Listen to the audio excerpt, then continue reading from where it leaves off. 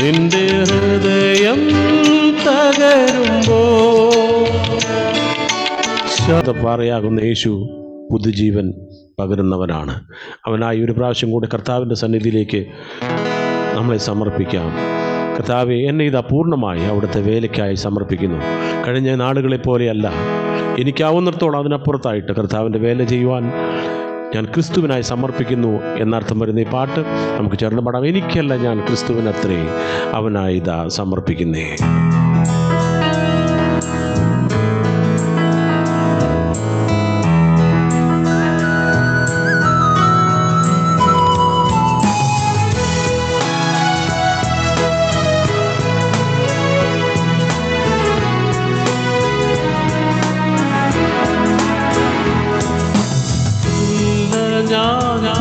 ക്രിസ്തുവിനത്രേ അവനായിത സമർപ്പിക്കുന്നേ.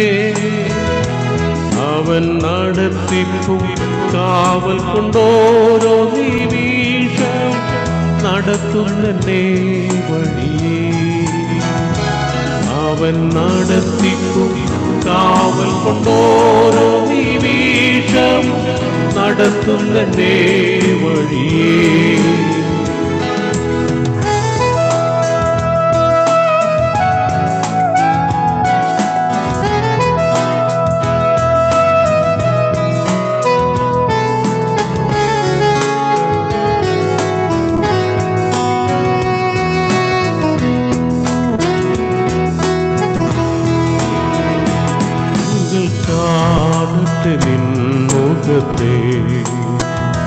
കേൾക്കട്ടെ നിന്നൽ വാക്യത്തെയും എൻ ചെവികൾ സേവിക്കുന്നേ. ഹൃദയം വഴങ്ങുന്നേ രക്ഷകനിൻ വകയാ. എൻ ചെവികൾ സേവിക്കുന്നേ, ഹൃദയം വഴങ്ങുന്നേ രക്ഷകനിൻ വകയാ. എനിക്കല്ല, ഞാൻ ക്രിസ്തുവിനത്രേ അവനായിത സമർപ്പിക്കുന്നേ. അവൻ നടത്തിപ്പും കാവൽ കൊണ്ടോരോ നിമിഷം നടത്തുന്നേ വഴി. അവൻ നടത്തിപ്പും കാവൽ കൊണ്ടോരോ നിമിഷം നടത്തുന്നേ വഴി.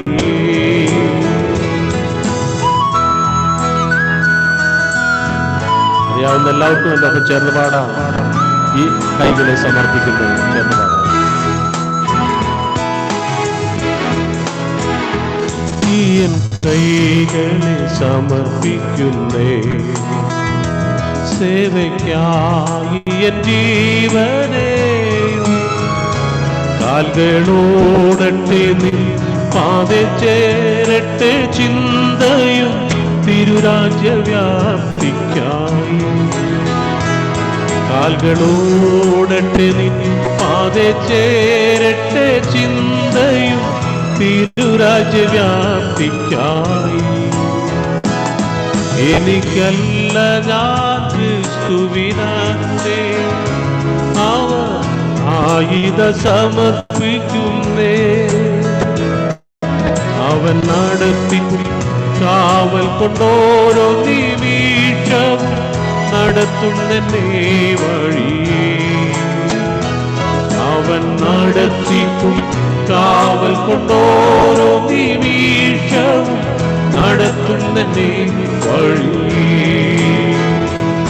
അവൻ നടത്തിപ്പും കാവൽ കൊണ്ടോരോ നിമിഷവും നടത്തുന്നേ വഴിയേ. Hallelujah. Thank you, Jesus.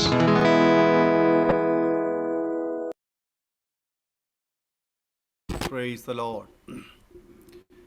വളരെ മനോഹരമായ പാട്ടുകൾ പാടി കർത്താവിനെ ആരാധിക്കുവാനും ഇങ്ങനെ അനുഗ്രഹിക്കപ്പെട്ടതായ ഒരു ദൈവ സാന്നിധ്യത്തിൽ നമുക്കായിരിക്കുവാനും കർത്താവ് സഹായിച്ചു കൊണ്ടിരിക്കുന്നതിനായി ഞാൻ ദൈവത്തിന് സ്തോത്രം ചെന്ന് സ്തുതിക്കുന്നു. പാട്ടുകൾ പാടി ദൈവത്തെ മഹത്വപ്പെടുത്തിയതായ കർത്താവിൻ ദാസൻ ബിന്നി മാത്യു സാറിനോടുള്ളതായ നന്ദി പ്രത്യേകം അറിയിക്കുന്നു. കർത്താവ് ധാരാളമായി അനുഗ്രഹിക്കുകയും സഹായിക്കുകയും ചെയ്യുമാറാകട്ടെ. നമ്മുടെ ഹല്ലേലൂയ സ്റ്റഡി സർക്കിളിൻ്റെ ആഭിമുഖ്യത്തിൽ തുടർമാനമായി നടത്തി വരുന്നതായ പഠന പരമ്പരയുടെ ഓരോ സെഷനുകളിലും വളരെ അനുഗ്രഹിക്കപ്പെട്ട നിലയിൽ നമുക്ക് മുന്നോട്ട് വരുവാൻ, ദൈവവചനം അതിൻ്റെ ആഴങ്ങളിലേക്ക് ഇറങ്ങി പഠിക്കുവാൻ ദൈവമായ കർത്താവ് ഈ ദിവസങ്ങൾ നമ്മെ സഹായിച്ചുകൊണ്ടിരിക്കുന്നു. അതിനായി നമുക്ക് ഇങ്ങനെ ഒരു വേദി ഒരുക്കിയതായ കർത്താവിൻ്റെ ദാസൻ പ്രിയ സാങ്കുട്ടിച്ചാനോടും ടീമിനോടും ഹല്ലേലൂയ സ്റ്റഡി സർക്കിളിനോടും ഹൃദയംഗമായ നന്ദി ഈ തരുണത്തിൽ ആദ്യമായി ഓർപ്പിക്കുന്നു. പ്രത്യേകിച്ച് പ്രിയ ദൈവദാസന് തൻ്റെ ടീമിനോട് ഒരുമിച്ച് ഈ നോർത്ത് ഇന്ത്യയുടെ പല ഭാഗങ്ങളിൽ മിഷൻ ടൂറിൽ ഇപ്പോൾ ആയിരിക്കുന്നത് കൊണ്ട് ഇന്ന് അദ്ദേഹം നമ്മോട് ജോയിൻ ചെയ്തിട്ടുണ്ട്. എങ്കിലും ഈ മീറ്റിംഗെ ലീഡ് ചെയ്യുവാൻ കർത്താവ് എനിക്കൊരു അവസരം തന്നു. അതുകൊണ്ടാണ് ഞാൻ ഈ കാര്യങ്ങളൊക്കെയും നിങ്ങളുമായിട്ട് ഷെയർ ചെയ്യുന്നത്. വളരെ അനുഗ്രഹിക്കപ്പെട്ടതായ ഒരു വേദിയാകുന്നു ഈ നമുക്ക് ഈ ഹല്ലേലൂയ സ്റ്റഡി സർക്കിളിലൂടെ ഇപ്പോൾ ലഭിച്ചുകൊണ്ടിരിക്കുന്നത്. കഴിഞ്ഞ വ്യാഴാഴ്ച പുനരുത്ഥാനങ്ങൾ എന്ന വിഷയത്തെ ആസ്പദമാക്കി വളരെ നല്ല ഒരു ക്ലാസ് നമുക്ക് ലഭിക്കുവാൻ തക്കവടിയായി തീർന്നു. ഇന്ന് അതിൻ്റെ രണ്ടാമത്തെ ഭാഗത്തിലേക്കാണ് നാം കടന്നു വരുന്നത്. അതുകൊണ്ട് ഈ ക്ലാസ്സിൽ ജോയിൻ ചെയ്തിരിക്കുന്ന എല്ലാവരെയും ഈ ക്ലാസ്സിൽ ആദ്യോടന്തം പ്രാർത്ഥനയോടെ അറ്റൻഡ് ചെയ്യുവാൻ പ്രത്യേകം ഓർപ്പിക്കുന്നു. ദൈവമായ കർത്താവ് നിങ്ങളെല്ലാവരെയും സഹായിക്കുമാറാകട്ടെ. ഈ വചന പഠന പരമ്പര നമുക്കെല്ലാവർക്കും ഒരുപോലെ അനുഗ്രഹമായി തീരുവാൻ കർത്താവ് നമ്മെ സഹായിക്കുമാറാകട്ടെ.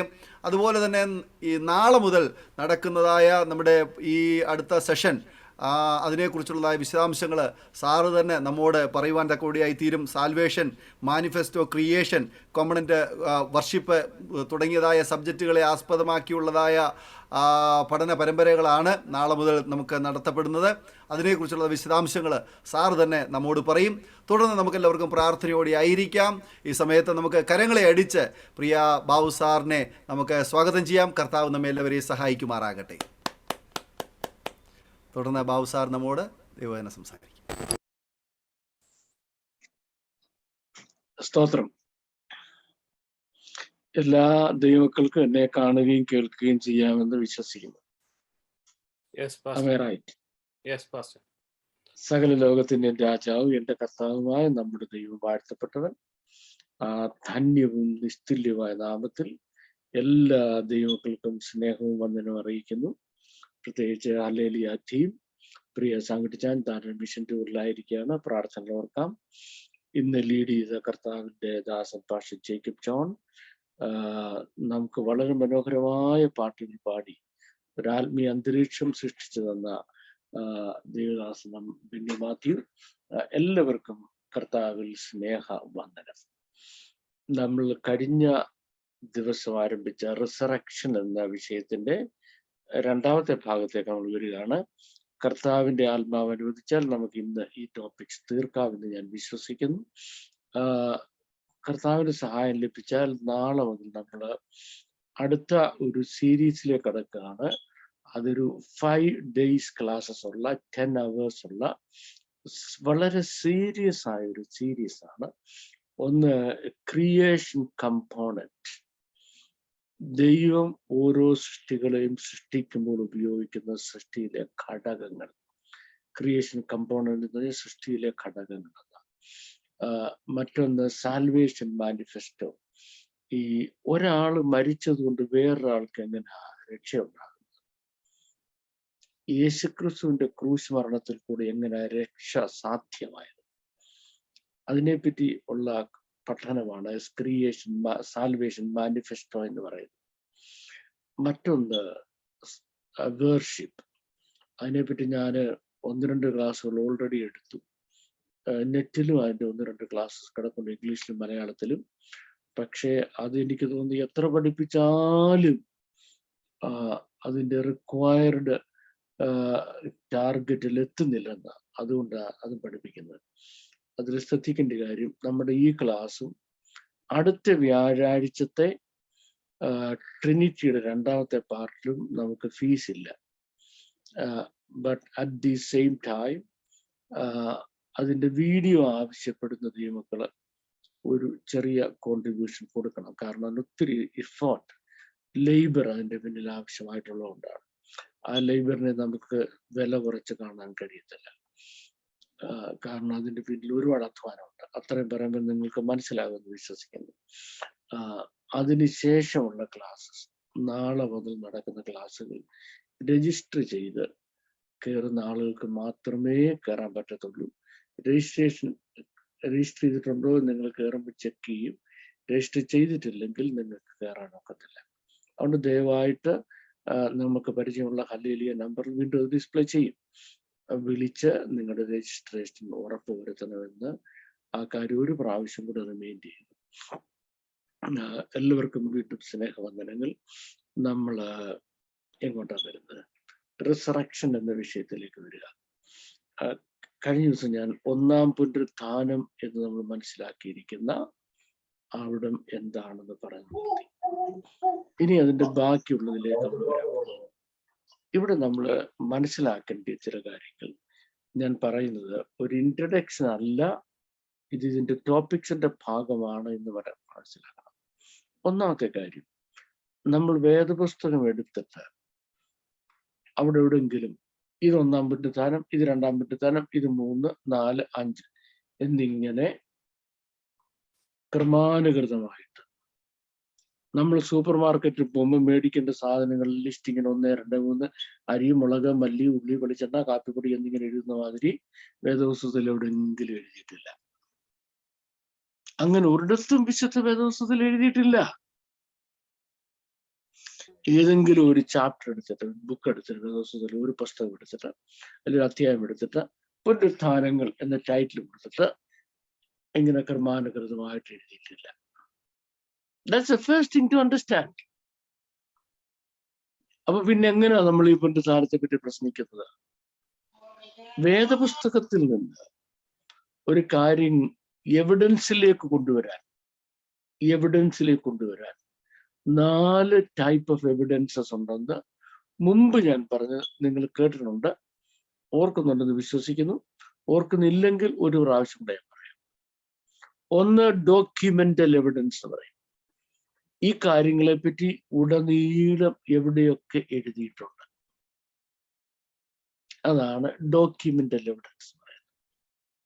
2, അതൊരു സംഭവമാണെങ്കിൽ, if it is an event, അതിന് വിറ്റ്നസ് ഉണ്ടായിരിക്കണം. വിറ്റ്നസ് സ്റ്റേറ്റ്മെന്റ് എന്ന് പറയും. ഇപ്പം ഇനി മൂന്നാമത്തെ കാര്യം, അതിന് സർക്കംസ്റ്റാൻഷ്യൽ എവിഡൻസ് എന്ന് പറയും. സാഹചര്യ തെളിവുകൾ എന്ന് പറയും. അതാ മൂന്നാമത്തെ എവിഡൻസ്. 4ാമത്തെ എവിഡൻസ് ക്യുമുലേറ്റീവ് എവിഡൻസ്. ഒന്നിൽ നിന്ന് ഒന്ന് കണക്ട് ചെയ്യുമ്പോൾ വായിക്കാൻ കഴിയുന്ന എവിഡൻസ്. ഇതിനാണ് ക്യുമുലേറ്റീവ് എവിഡൻസ് എന്ന് പറയുന്നത്. വിശുദ്ധ വേദപുസ്തകത്തിൽ നിന്ന് ഏത് കാര്യം നമ്മൾ എടുക്കുകയാണെങ്കിലും ഈ 4 എവിഡൻസസ് നമ്മൾ കണ്ടെത്തണം. ഈ 4 എവിഡൻസസിന്റെ ബേസിസിലെ നമ്മളൊരു കാര്യം പ്രൂവ് ചെയ്യാവും. ചില സമയത്തോ ചില എവിഡൻസ് നമുക്ക് കിട്ടത്തില്ല. ഇപ്പം ഫോർ എക്സാമ്പിൾ, യേശുക്രിസ്തുവിന്റെ ഉയർത്തെഴുന്നേൽപ്പ്. യേശുക്രിസ്തു ഉയർത്തെഴുന്നേറ്റു എന്ന് നമ്മൾ വിശ്വസിക്കണം. പക്ഷെ യേശുക്രിസ്തു ഉയർത്തെഴുന്നേൽക്കുന്നത് ആരും കണ്ടില്ല. നമ്മുടെ വാഴ്ത്തപ്പെട്ട കർത്താവ് ഉയർത്തെഴുന്നേൽക്കുന്ന ആരും കണ്ടില്ല. അപ്പൊ പിന്നെ എന്താ നമുക്കുള്ളത്? നമുക്ക് ബാക്കി 3 എവിഡൻസും അതിനുണ്ട്. ഏതൊക്കെയാ 3 എവിഡൻസ്? ഒന്ന് റിക്കോർഡിക്കൽ എവിഡൻസ്, റിക്കോർഡിക്കൽ ഡോക്യുമെന്റ്. യേശുക്രിസ്തുവിനെ ദൈവം ഉയർത്തെഴുന്നേൽപ്പിച്ചുവെന്ന് വിശുദ്ധ വേദപുസ്തകത്തിൽ ഉടനീളം പറഞ്ഞിട്ടുണ്ട്. അപ്പൊ അത് റിട്ടൺ ഡോക്യുമെന്റൽ എവിഡൻസ്. ഇനി 2ാമത്തത് സർക്കംസ്റ്റാൻഷ്യൽ എവിഡൻസ് ഉണ്ട്. എന്താ സർക്കംസ്റ്റാൻഷ്യൽ എവിഡൻസ്? കല്ലറ തുറന്നിരിക്കുന്നു, കല്ലുരുട്ട് മാറ്റിയിരിക്കുന്നു, തന്റെ ശരീരം പൊതിഞ്ഞിരിക്കുന്ന തുണി ഭംഗിയായി മടക്കി തലയിരുന്ന ഭാഗത്ത് വെച്ചിരിക്കുന്നു. അതിന്റെ അർത്ഥം എന്താ? ഇത് ഒരു ബോഡി കല്ലറ കുത്തി തുറന്ന് പൊളിച്ചു മാറ്റിക്കൊണ്ട് പോയതല്ല. ആണെങ്കിൽ ഇങ്ങനെ ആയിരിക്കത്തില്ല സംഭവം നടക്കുന്നത്, അല്ലേ? ഇനി നോക്കിയോണേ, അവിടെ 2 ദൂതന്മാരിരിപ്പുണ്ട്. അവരുടെ സ്റ്റേറ്റ്മെന്റ് പറയുന്നത് യേശു ഉയർത്തെഴുന്നേറ്റത്. No human being has seen it. അതിന്റെ വിറ്റ്നസ് സ്റ്റേറ്റ്മെന്റ് മനുഷ്യന്റെ വിറ്റ്നസ് സ്റ്റേറ്റ്മെന്റ് ഇല്ല. ആര് തരുന്ന വിറ്റ്നസ് സ്റ്റേറ്റ്മെന്റേ ഉള്ളൂ? ദൂതന്മാർ തരുന്ന വിറ്റ്നസ് സ്റ്റേറ്റ്മെന്റേ ഉള്ളൂ. ആ ദൂതന്മാർ ഇപ്പം ഭൂമിയിൽ വരുന്നില്ല, അല്ലെങ്കിൽ ഫിസിക്കലായിട്ട് നമ്മൾ അവരെ കാണുന്നില്ല. ഇനി നോക്കിക്കോണേ, അപ്പൊ ഞാൻ സർക്കംസ്റ്റാൻഷ്യൽ എവിഡൻസ് പറഞ്ഞു. ഇനി ക്യുമുലേറ്റീവ് എവിഡൻസ് പറയാൻ പോവാം.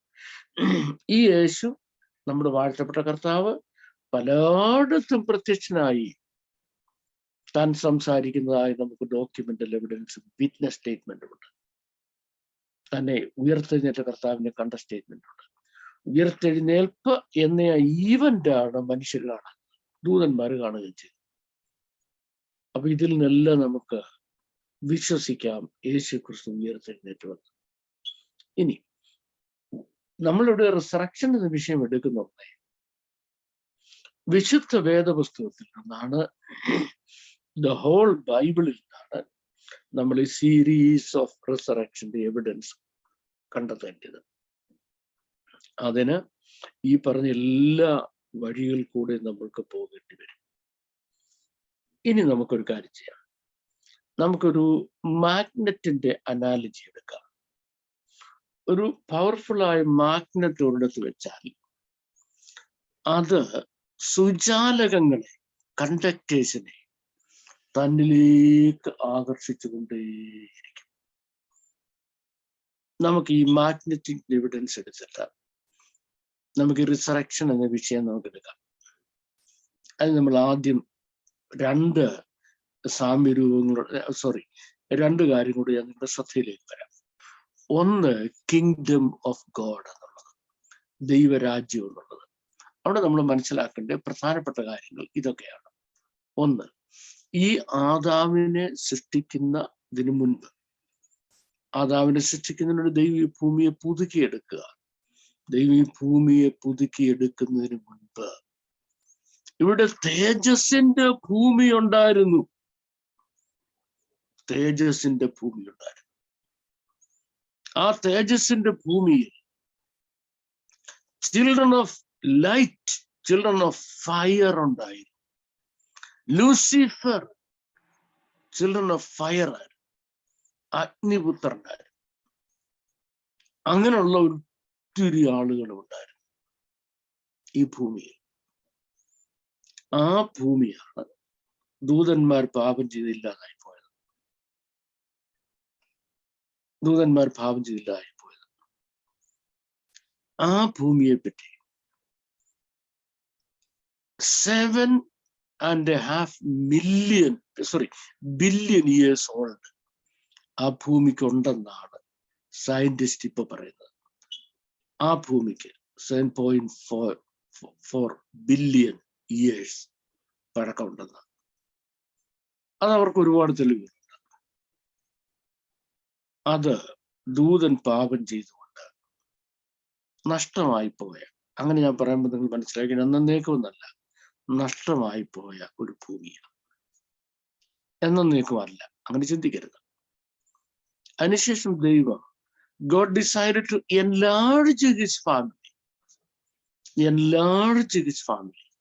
തന്റെ കുടുംബം എൻലാർജ് ചെയ്യാനുള്ള ദൈവത്തിന്റെ എൻലാർജ്മെന്റ് പ്രോജക്റ്റിന്റെ ഭാഗമാണ് മനുഷ്യനെ സൃഷ്ടിച്ച ആദമിക് വേൾഡ്. ഈ ആദമിക് വേൾഡിൽ ദൈവത്തിന്റെ രാജ്യം എസ്റ്റാബ്ലിഷ് ചെയ്യാൻ കഴിഞ്ഞില്ല. അപ്പൊ സ്പോയിൽഡ് ആയ ദൈവത്തിന്റെ രണ്ടാമത്തെ പ്രോജക്റ്റ്, സ്പോയിൽഡ് ആയതാണ്, എന്നേക്കുമായി തീർന്നു പോയതല്ല. അങ്ങനെ ചിന്തിക്കരുത്. സ്പോയിൽഡ് ആയ ദൈവത്തിന്റെ രണ്ടാമത്തെ പ്രോജക്റ്റ്. അതുകൊണ്ട് ഇതൊന്നും നടക്കേണ്ടെന്നതിന്റെ അർത്ഥം, അത് തിരിച്ചു കൊണ്ടുവരുന്നതിന് വേണ്ടി ദൈവം തൻ്റെ പുത്രനെ ഈ പ്രോജക്റ്റ് ഏൽപ്പിക്കുക. ഏത് പ്രോജക്റ്റ്?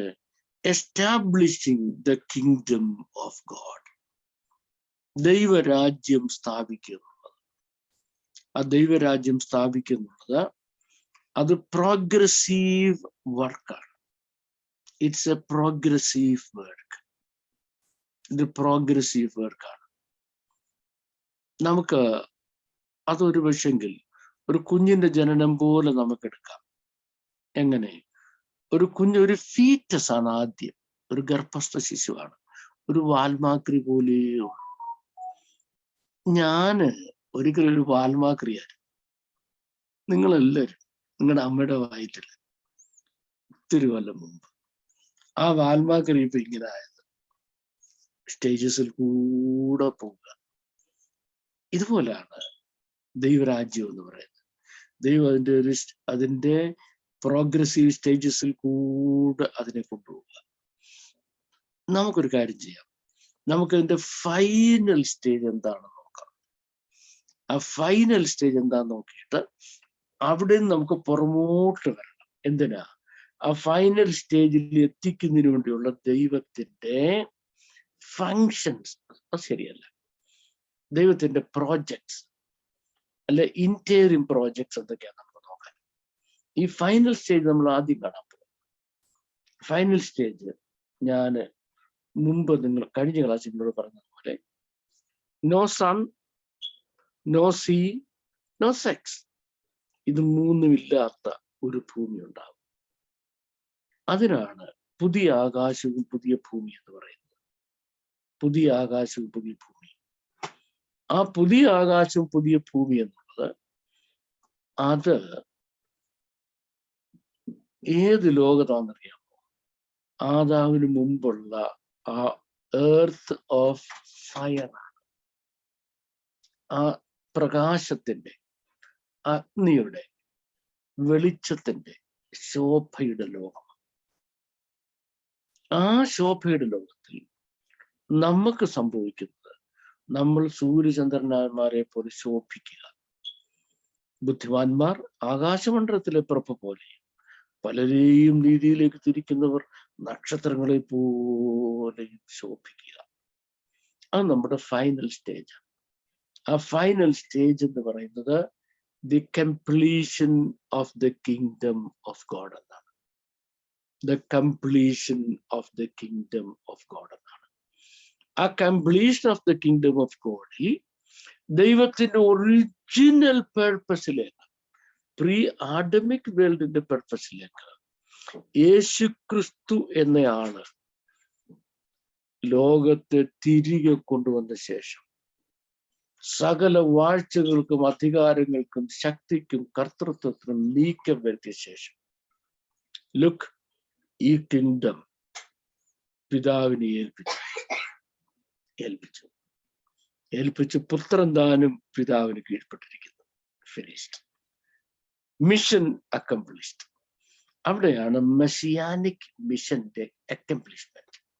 മെസ്സിയാനിക് മിഷൻ തീരുന്നത് അവിടെ, ആ സ്റ്റേജിലാണ്. അപ്പൊ ഞാൻ ആദ്യമല്ല, ഞാൻ കഴിഞ്ഞ ക്ലാസ്സിൽ പറഞ്ഞു, ഓർക്കുന്നുണ്ട്, ഒരു കിങ്ഡം എന്ന് പറയുമ്പോൾ അവിടെ മൊണാർക്ക് വേണം. അത് യേശു ക്രിസ്തുവാണ്. കാരണം തന്നെയാണ് പിതാവ് രാജാവാക്കി വെച്ചിരിക്കുന്നത്. രണ്ടാമത്തെ കാര്യം, ലാൻഡ് വേണം. ലാൻഡ് ഏതാണെന്ന് എന്നോട് പറഞ്ഞു. മൂന്നാമത്തെ കാര്യം, പ്രജകൾ വേണം, ജനം വേണം. ഈ പ്രജകൾ എന്ന് പറയുമ്പോൾ അതിലെന്തുണ്ട്? അതിൽ ഒത്തിരി കാറ്റഗറീസ് ഉണ്ട്. ഒരു രാജ്യത്തിലെ പ്രജകളിൽ ഒരുപാട് കാറ്റഗറീസ് ഉണ്ട്, ധാരാളം കാറ്റഗറീസ് ഉണ്ട്. ഈ കാറ്റഗറീസിൽ വരുന്ന ഒരു വിഭാഗം ആളുകൾ, അല്ലെങ്കിൽ ദി ഹയസ്റ്റ് ഇൻ ഓർഡർ എന്ന് പറയുന്നത് ദൈവത്തിന്റെ തിരുഹൃദയത്തിലെ ഒരു മർമ്മമാണ്. ടോപ്പ് സീക്രട്ട് ആയിരുന്നു. ആ ടോപ്പ് സീക്രട്ട് നമ്മുടെ വാഴ്ത്തപ്പെട്ട കർത്താവ് വെളിപ്പെടുത്തുന്നത് വരെ ആർക്കും പഴയ നിയമത്തിൽ ഒരു പ്രവാചകനും വെളിപ്പെട്ടില്ല. നമ്മുടെ വാഴ്ത്തപ്പെട്ട കർത്താവ് തൻ്റെ ശിഷ്യന്മാരോട് പറഞ്ഞിട്ട് അതിൻ്റെ കുറച്ചേ അവർക്ക് മനസ്സിലായത്. അതുകൊണ്ടാണ് പൗലോസിന് പിന്നത് വെളിപ്പെട്ടപ്പോ പൗലോസിന്റെ പറഞ്ഞു, എനിക്ക് ഒരു രഹസ്യം വെളിപ്പെട്ടിട്ടുണ്ട്, അത് എനിക്കേ മനസ്സിലായുള്ളൂ, അത് വേറെ ആർക്കും മനസ്സിലായില്ല. എന്തിനെപ്പോൾ രഹസ്യമാണ്? ദൈവസഭയെ പറ്റിയുള്ള, അല്ലെങ്കിൽ കുറെ കൂടെ പറഞ്ഞാൽ പുതിയ നിയമസഭയെ പറ്റിയുള്ള വെളിപ്പാട്. എന്തുവാ പുതിയ നിയമസഭയെ പറ്റിയുള്ള ദൈവത്തിന്റെ വെളിപ്പാടെന്ന് പറയുന്നത്? പുതിയ നിയമസഭയുടെ വെളിപ്പാടെന്ന് പറയുന്നത്, ഈ പുതിയ നിയമസഭ ജസ്റ്റ് ഒരു സഭയല്ല. ഇതൊരു സഭയല്ല. സഭയെന്ന് ഒരു കോൺഗ്രിഗേഷൻ ആണ്, അല്ലേ? നമ്മുടെ നിയമസഭ എന്നൊക്കെ നമ്മൾ പറയത്തില്ല, അതും ഒരു സഭയില്ല. ഇതൊരു ജസ്റ്റ് ഒരു സഭയല്ല. മോർ ദാൻ ദാറ്റ്, ഇത് കുഞ്ഞാടിന്റെ മണവാട്ടിയാണ്. 2, ആ അർത്ഥത്തിൽ ക്രിസ്തുവിന്റെ ശരീരമാണ്. ആ അർത്ഥത്തിൽ ഭാര്യയും ഭർത്താവും ഇനിമേൽ 2 അല്ല 1 ആണെന്ന് പറയുന്ന അർത്ഥത്തിൽ ക്രിസ്തുവുമായി ഒന്നായി മാറുക. അപ്പൊ ഈ ദൈവരാജ്യത്തിലെ people of the highest order എന്ന് പറയുന്നത് അത് കുഞ്ഞാടിന്റെ മണവാട്ടിയാണ്. ഈ ഒരു കൂട്ടരെ കുഞ്ഞാടിന്റെ മണവാട്ടിയാക്കുന്നതിന് വേണ്ടി നമ്മൾ ഈ വിചാരിച്ചിരിക്കുന്നത്, നമ്മൾ വിശ്വസിച്ചു, യേശുവിനെ സ്വീകരിച്ചു, സ്വർഗത്തിൽ പോയി, കുഞ്ഞാടിന്റെ മണവാട്ടിയായി, ഈസി പീസി ജാപ്പനീസി. ഞാൻ 2 കാര്യം നിങ്ങളോട് പറയാം. 1, അതിന്റെ കോസ്റ്റ്. 2, അതിന്റെ ലേബറും. അതിന്റെ കോസ്റ്റും ലേബറും മനസ്സിലാക്കിയാൽ അത് ഈസി അല്ല എന്ന കാര്യം നിങ്ങൾക്ക് മനസ്സിലാവും. നമ്മെ കുഞ്ഞാടിന്റെ മണവാട്ടിയാക്കുന്നതിന് സ്വർഗത്തിന് വന്ന ചെലവെന്താണെന്ന് നിങ്ങൾ മനസ്സിലാക്കിയാൽ, what cost did heaven undergo എന്നതും. 2, what labour involved in it. നമ്മുടെ ഭാഗത്തു നിന്ന് അനേകരും പറയുന്നത് രക്ഷയ്ക്ക് നമുക്കൊന്നും ചെയ്യണ്ട, നമ്മൾ വിശ്വസിച്ചാൽ മാത്രം മതി എന്ന. രക്ഷയ്ക്ക് നമ്മൾ ഒന്നും ചെയ്യേണ്ട, നമ്മൾ വിശ്വസിച്ചാൽ മാത്രം മതി എന്ന. വിശുദ്ധ വേദപുസ്തകം ശ്രദ്ധിച്ചൊന്ന് വായിച്ചു നോക്കിയാൽ, ദ ലേബർ ഓഫ് സാൽവേഷൻ, വിശ്വസിച്ച് ദൈവഭാഗത്ത് വന്ന ദൈവമക്കൾ, അവരുടെ ഹൈ കോൾ, ഉന്നത വിളി ഉറപ്പാക്കുന്നതിന് വേണ്ടി അവരെന്തൊക്കെ ചെയ്യണമെന്നുള്ളതൊന്ന് വായിച്ചൊന്ന് പഠിച്ചു നോക്കണം. ഇന്ന് അനേകരെയും വേൾഡ് ഓഫ് ഇഗ്നറൻസിൽ സാത്താനിട്ടിരിക്കുകയാണ്. വേൾഡ് ഓഫ് ഇഗ്നറൻസിൽ. എന്തോ വേൾഡ് ഓഫ് ഇഗ്നറൻസിൽ സാത്താനിട്ടിരിക്കുന്നത്? ഞാനൊരു ചെറിയ സാമ്യരൂപം പറഞ്ഞിട്ടുമാ. നിങ്ങൾക്ക് ഞാൻ കൂടെ അത് പറയുന്നത് കേൾക്കുന്ന അത്ര ഇഷ്ടമല്ലെന്ന് എനിക്കറിയാം. പക്ഷെ എനിക്കത് പറയാതിരിക്കാനും പറ്റത്തില്ല. ഒരു ചെറുക്കനെ MBBS മെഡിക്കൽ കോളേജില് അഡ്മിഷൻ മേടിച്ചു കൊടുത്ത ഒരാൾ, അവൻ അവിടെ കിട്ടാൻ ഒരർഹതയുമില്ല. അവന് കൊടുക്കേണ്ട 50 ലക്ഷം രൂപ ഫീസും ക്യാപിറ്റേഷൻ ഫീസ് അടക്കം ഒരു ധനികനായ മനുഷ്യൻ കൊടുത്തു. പുസ്തകത്തിനുള്ള പൈസയും യൂണിഫോമും ഹോസ്റ്റലിലെ 5 വർഷത്തെ 6 വർഷത്തേക്കുള്ള ഹോസ്റ്റൽ ഫീസ്, യൂണിവേഴ്സിറ്റി ഫീസും എന്ന് വേണ്ട കോഷൻ ഫീസ് അടക്കമുള്ള സകല സംഗതികൾ അടച്ചു. നീ ഇനി ഒന്നും അടയ്ക്കണ്ട. നിന്റെ MBBS വേണ്ടി നീ ഇനി ഒരൊറ്റ പൈസ പോലും അടയ്ക്കണ്ട. മുഴുവൻ ഒരാൾ അടച്ചു തീർത്തു. അതുകൊണ്ട് അവൻ MBBS കാരനായോ? ആയോ? ഒരാളൊന്നും അവനോട് പറയാ, നീ ഒന്നും അടയ്ക്കണ്ട മോനെ, നിനക്ക് വേണ്ടി ആ ധനിയനായി നിന്റെ സ്പോൺസർ മുഴുവൻ അടച്ചിരിക്കുന്നു. നീ ഇനി അവനെ സ്തുതിച്ചുകൊണ്ട് സ്വോത്രഗീതം പാടി സ്വോത്രം പറഞ്ഞ് പാടിയിരുന്നാ മതി. 5 കൊല്ലം കഴിയുമ്പോൾ 6 കൊല്ലം കഴിയുമ്പം MBBS നിന്റെ മണ്ടയ്ക്ക് എഴുതി വെക്കും എന്ന് അവനോട് ആരെങ്കിലും പറയാതിരിക്കട്ടെ.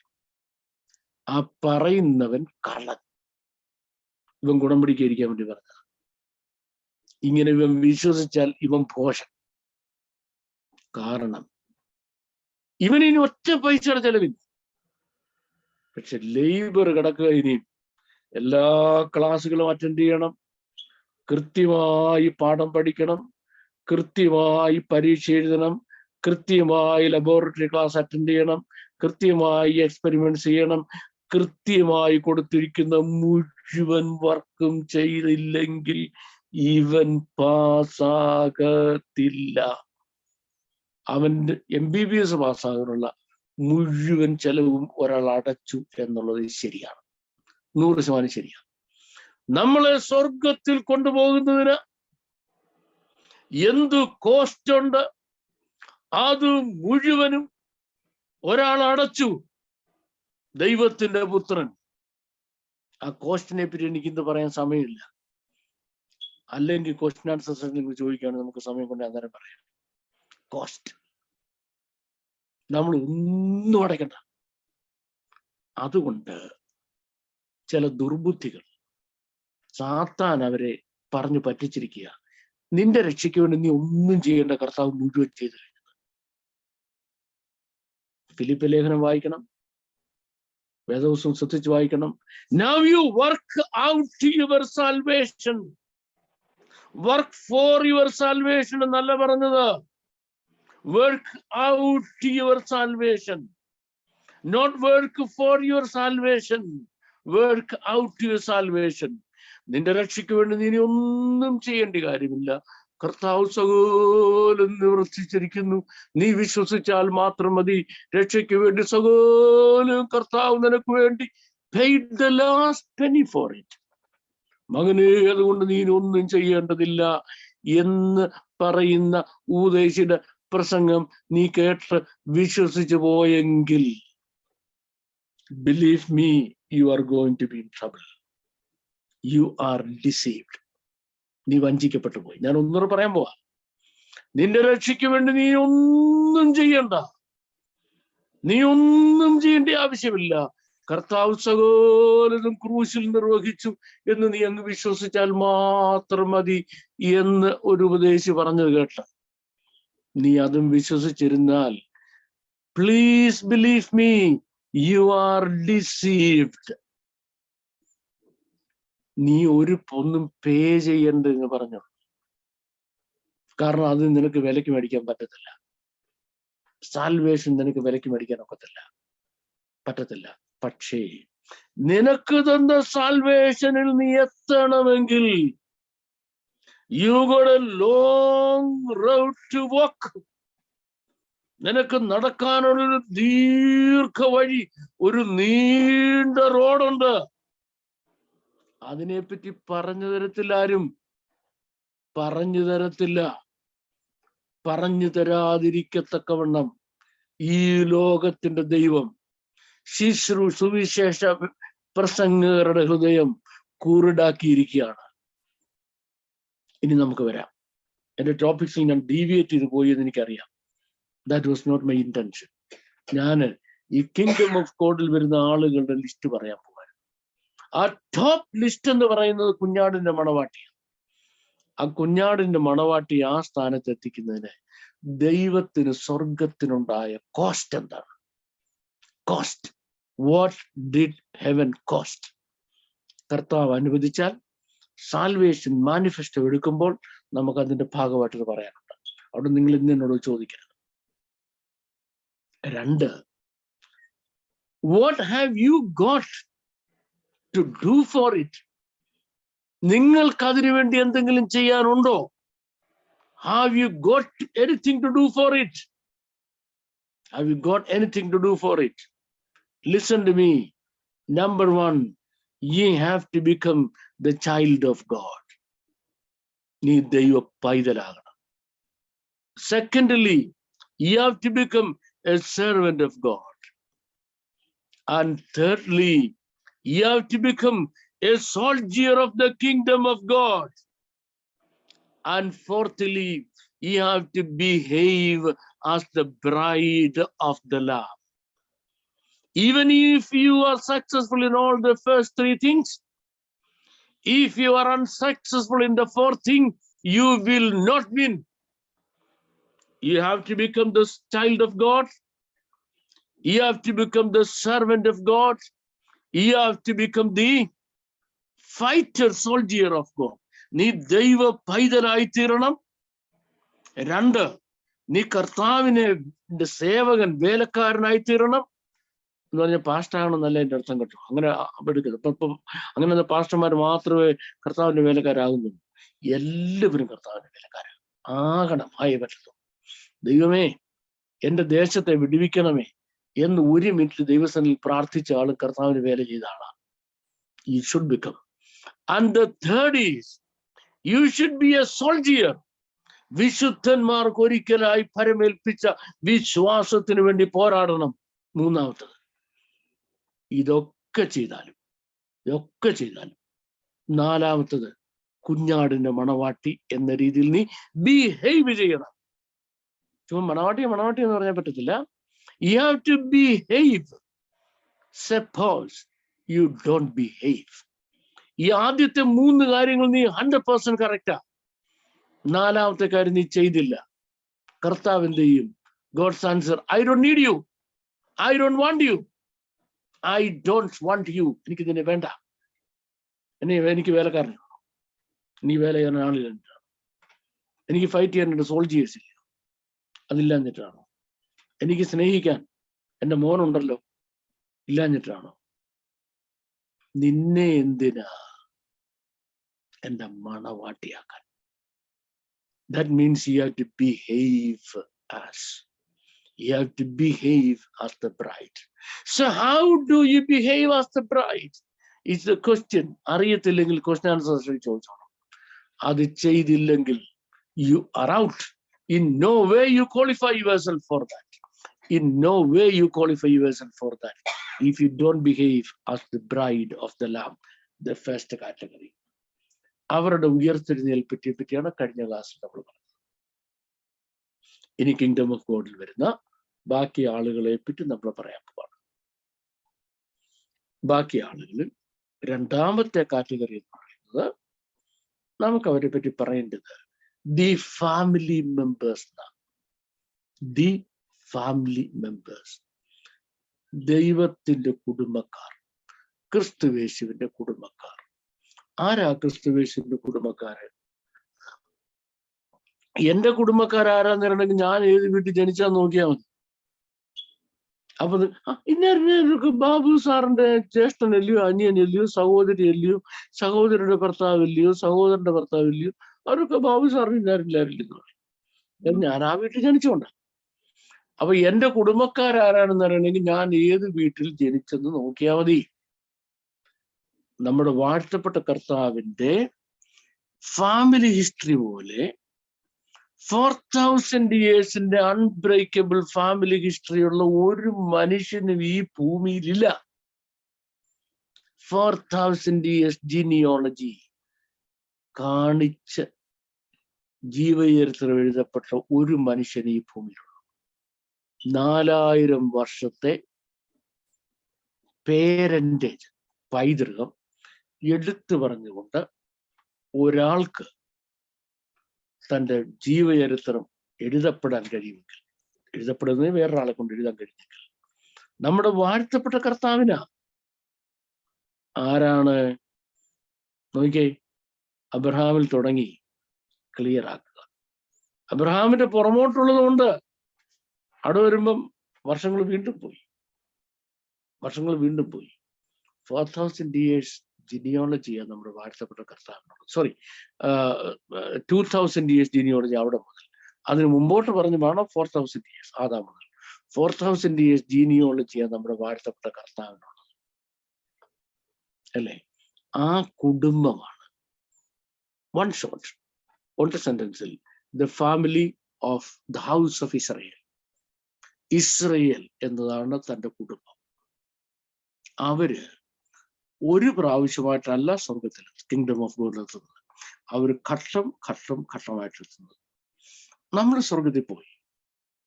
ഇനി നമുക്ക് ദ ഹോൾ ഹ്യൂമൻ റേസിനെ നമ്മൾ തിരിക്കാൻ പോവാം. ഒന്ന്, പുനരുത്ഥാനത്തിൽ സ്വർഗത്തിൽ പോയ നമ്മളും പഴയ നിയമസഭയും. 2, ഭൂമിയിൽ ശേഷിക്കുന്ന 3 വിഭാഗമാണ്. 1, അവിശ്വാസികളായ യഹൂദന്മാർ. 2, നാമധേയ ക്രിസ്ത്യാനികൾ. 3, ലോകജാതികൾ. ഭൂമിയിൽ ശേഷിക്കുന്ന എത്ര പേരെന്ന് മനസ്സിലായോ?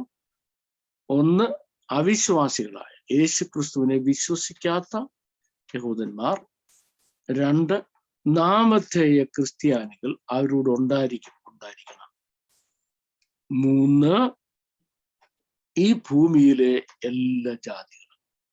അത്രയും പേര് ഈ ഭൂമിയിലുണ്ട്.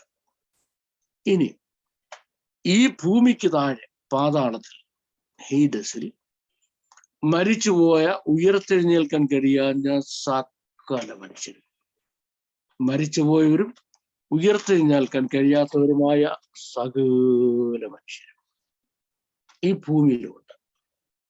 ഇനി സംഭവിക്കാൻ പോകുന്നതെന്നറിയാമോ? ഭൂമിയിൽ എതിർ ക്രിസ്തു ഭരണം തുടങ്ങി.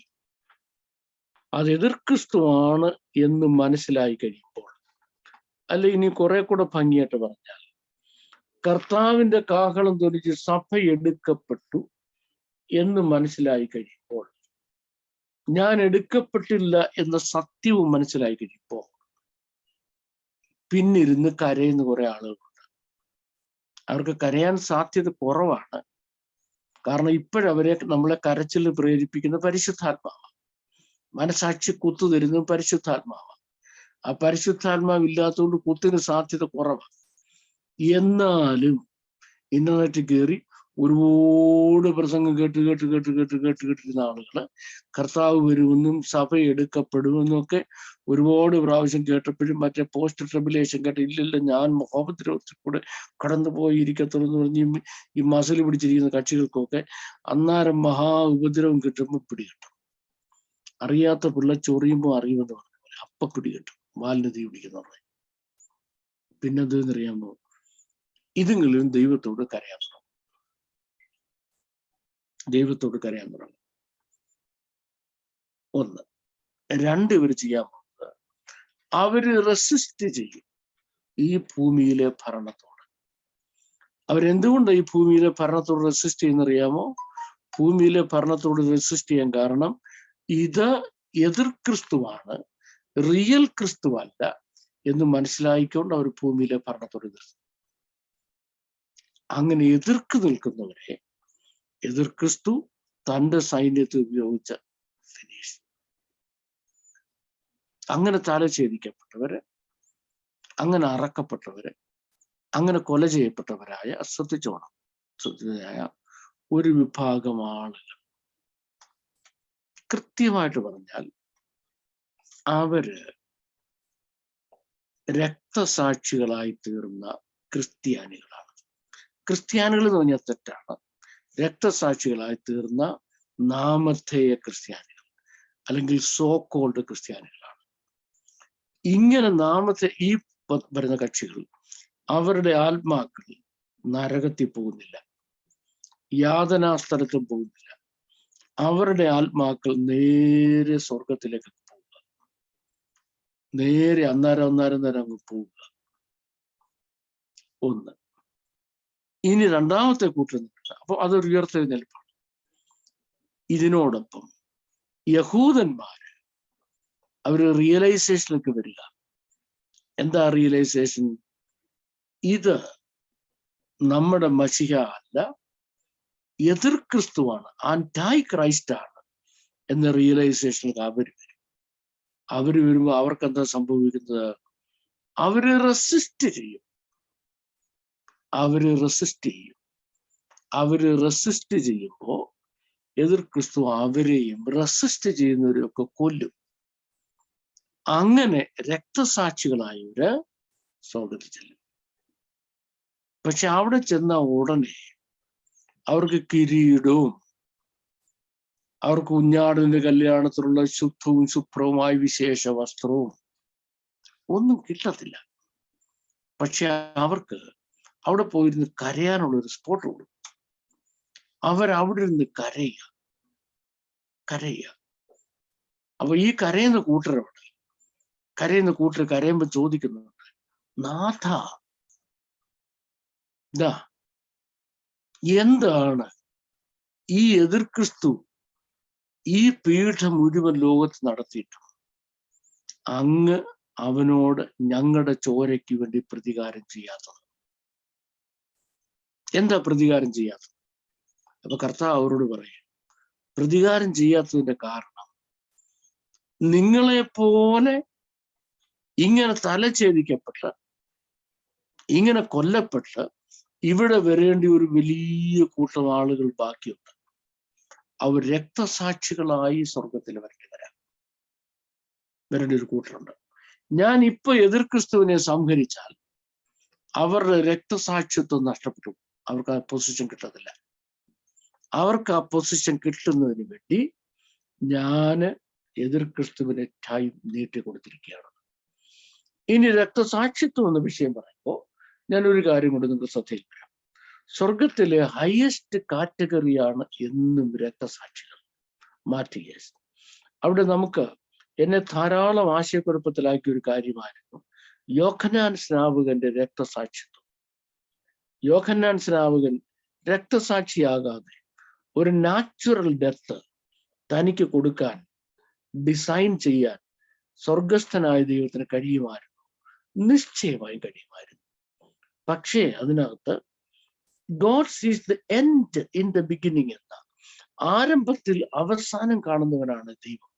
ആരംഭത്തിൽ അവസാനം കാണുന്ന ദൈവത്തിന് എന്തറിയാം? അങ്ങനെ സംഭവിച്ചാൽ യോഹന്നാൻ സ്നാപകൻ അവസാന ദിവസം ചോദിക്കും, എനിക്കൊരു രക്തസാക്ഷി മരണം തരാമായിരുന്നല്ലോ. ഒരു രക്തസാക്ഷി മരണം തന്നിരുന്നുവെങ്കിൽ ഇതാ ഇന്ന് അനേകരിരിക്കുന്ന ആ വലിയ നിരയിൽ എനിക്ക് ഇരിക്കാൻ കഴിയുമായിരുന്നു. രക്തസാക്ഷികൾ സ്വർഗത്തിൽ വലിയ ഒരു പൊസിഷനുള്ള കാറ്റഗറിയാണ്. ഇപ്പൊ നിങ്ങൾ രണ്ടാമത്തെ കാറ്റഗറി മനസ്സിലായോ? ഒന്നാമത്തെ കാറ്റഗറി ഏതാ? നമ്മൾ. സ്വർഗത്തിലെ രണ്ടാമത്തെ കാറ്റഗറി ഏതാ? രക്തസാക്ഷികൾ. രക്തസാക്ഷികൾ അല്ലേ? രണ്ടാമത്തെ കാറ്റഗറിയാണ്. യോഹന്നാനെ ആ സ്ഥാനത്ത് കൊണ്ടുവരണം. അതുകൊണ്ടാണ് കർത്താവ് യോഹന്നാനും രക്തസാക്ഷിത്വം കൊടുത്തത്. ഇനി ഈ രക്തസാക്ഷിത്വം പറയുമ്പോൾ നിങ്ങൾ വേറൊരു കാര്യം കൂടെ മനസ്സിലാക്കണം. ദൈവസഭയിൽ യോഹന്നാൻ സുവിശേഷകൻ ഒഴികെ അപ്പോസ്തലന്മാർ ബാക്കി എല്ലാവരും രക്തസാക്ഷികളായി തീർന്നു. അപ്പം കുഞ്ഞാടിന്റെ മണവാട്ടി എന്ന ആ കാറ്റഗറിയിൽ പോലും രക്തസാക്ഷികൾ വലിയ പൊസിഷൻ ഇരിക്കുന്നവരാണ്. എപ്പോഴും രക്തസാക്ഷികൾക്ക് വലിയ പൊസിഷൻ ഉണ്ട്. അപ്പൊ ഞാൻ രണ്ടു കൂട്ടരും രക്തസാക്ഷികളെ പറ്റി പറഞ്ഞല്ലോ. ഒന്ന് സോ കോൾഡ് ക്രിസ്ത്യൻസിൽ നിന്നുള്ള രക്തസാക്ഷികളും, രണ്ട് യഹൂദന്മാരിൽ നിന്നുള്ള രക്തസാക്ഷികളും. അവർ പാതാളത്തിൽ പോകുന്നില്ല, അവർക്ക് ഇനി ഒരു ന്യായവിധിയില്ല, വിസ്താരമില്ല, ഒന്നുമില്ല. അവരെ സ്വർഗത്തിൽ ചെന്നിരിക്കും. എന്തൊടുക്കുക? കരഞ്ഞുകൊണ്ടിരിക്കുക. പക്ഷെ എന്ത് ചെയ്തു? ദൈവം താൻ അവരുടെ കണ്ണിൽ നിന്ന് കണ്ണുനീരെല്ലാം തുടച്ചു കളയും. രണ്ട്, അവർക്ക് കുഞ്ഞാടിന്റെ കൂടെ മൂവ് ചെയ്യാം. They can move with the Lamb of God. Highly respected ആണ് അവർ. രക്തസാക്ഷികളായി തീർന്നു എന്നുള്ളതുകൊണ്ട് അവർ ഹൈലി റെസ്പെക്റ്റഡ് ആണ് സ്വർഗത്തിൽ.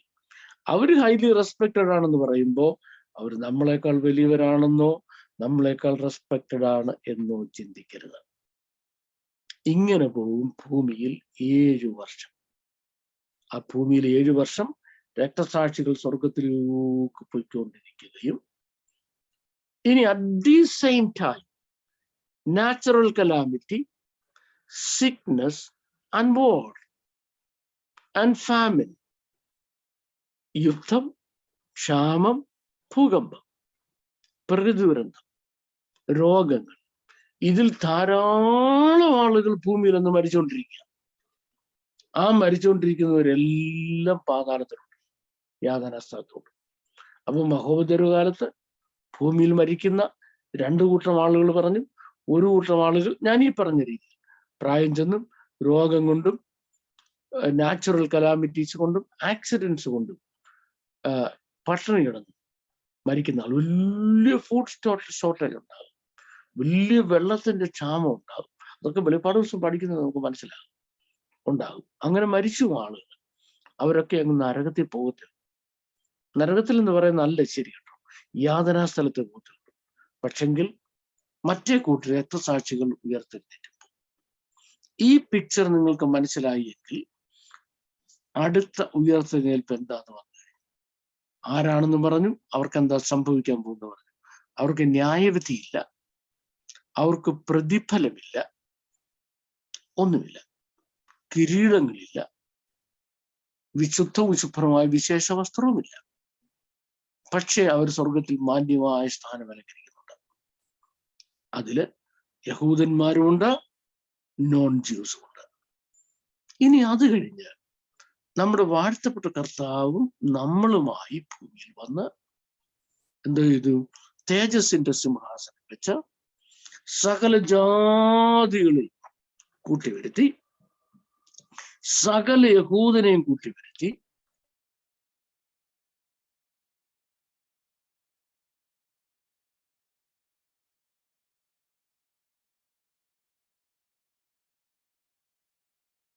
ആക്ഷേപിക്കുന്ന കഷ്ടത എന്ന് പറഞ്ഞാൽ അതിഭയങ്കര കഷ്ടത.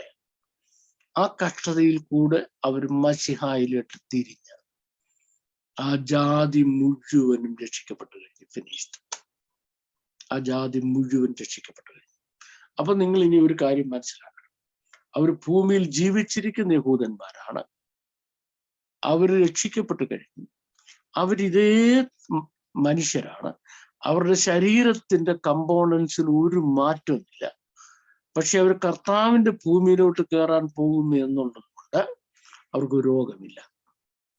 അവർ കർത്താവിന്റെ ഭൂമിയിലോട്ട് കയറാൻ പോകുന്നുണ്ട് അവർക്ക് ഡീക്കേ ഇല്ല, നാശമില്ല. പക്ഷേ അവർ മരണം വസിക്കുന്ന ശരീരത്തിൽ ജീവിക്കുന്നുണ്ട്. മരണം വസിക്കുന്ന ശരീരത്തിൽ ജീവിക്കുന്നുണ്ട്. ആയുസ് തികഞ്ഞ് അവര് മരിക്കും. ഏത് യഹൂദന്റെ കാര്യം ഞാൻ പറഞ്ഞതാ? കർത്താവിന്റെ 1000 ആണ്ട് വാഴ്ച തുടങ്ങാൻ പോവാണ്. യഹൂദന്മാർ മുഴുവൻ അവിടെ കയറി കഴിഞ്ഞു.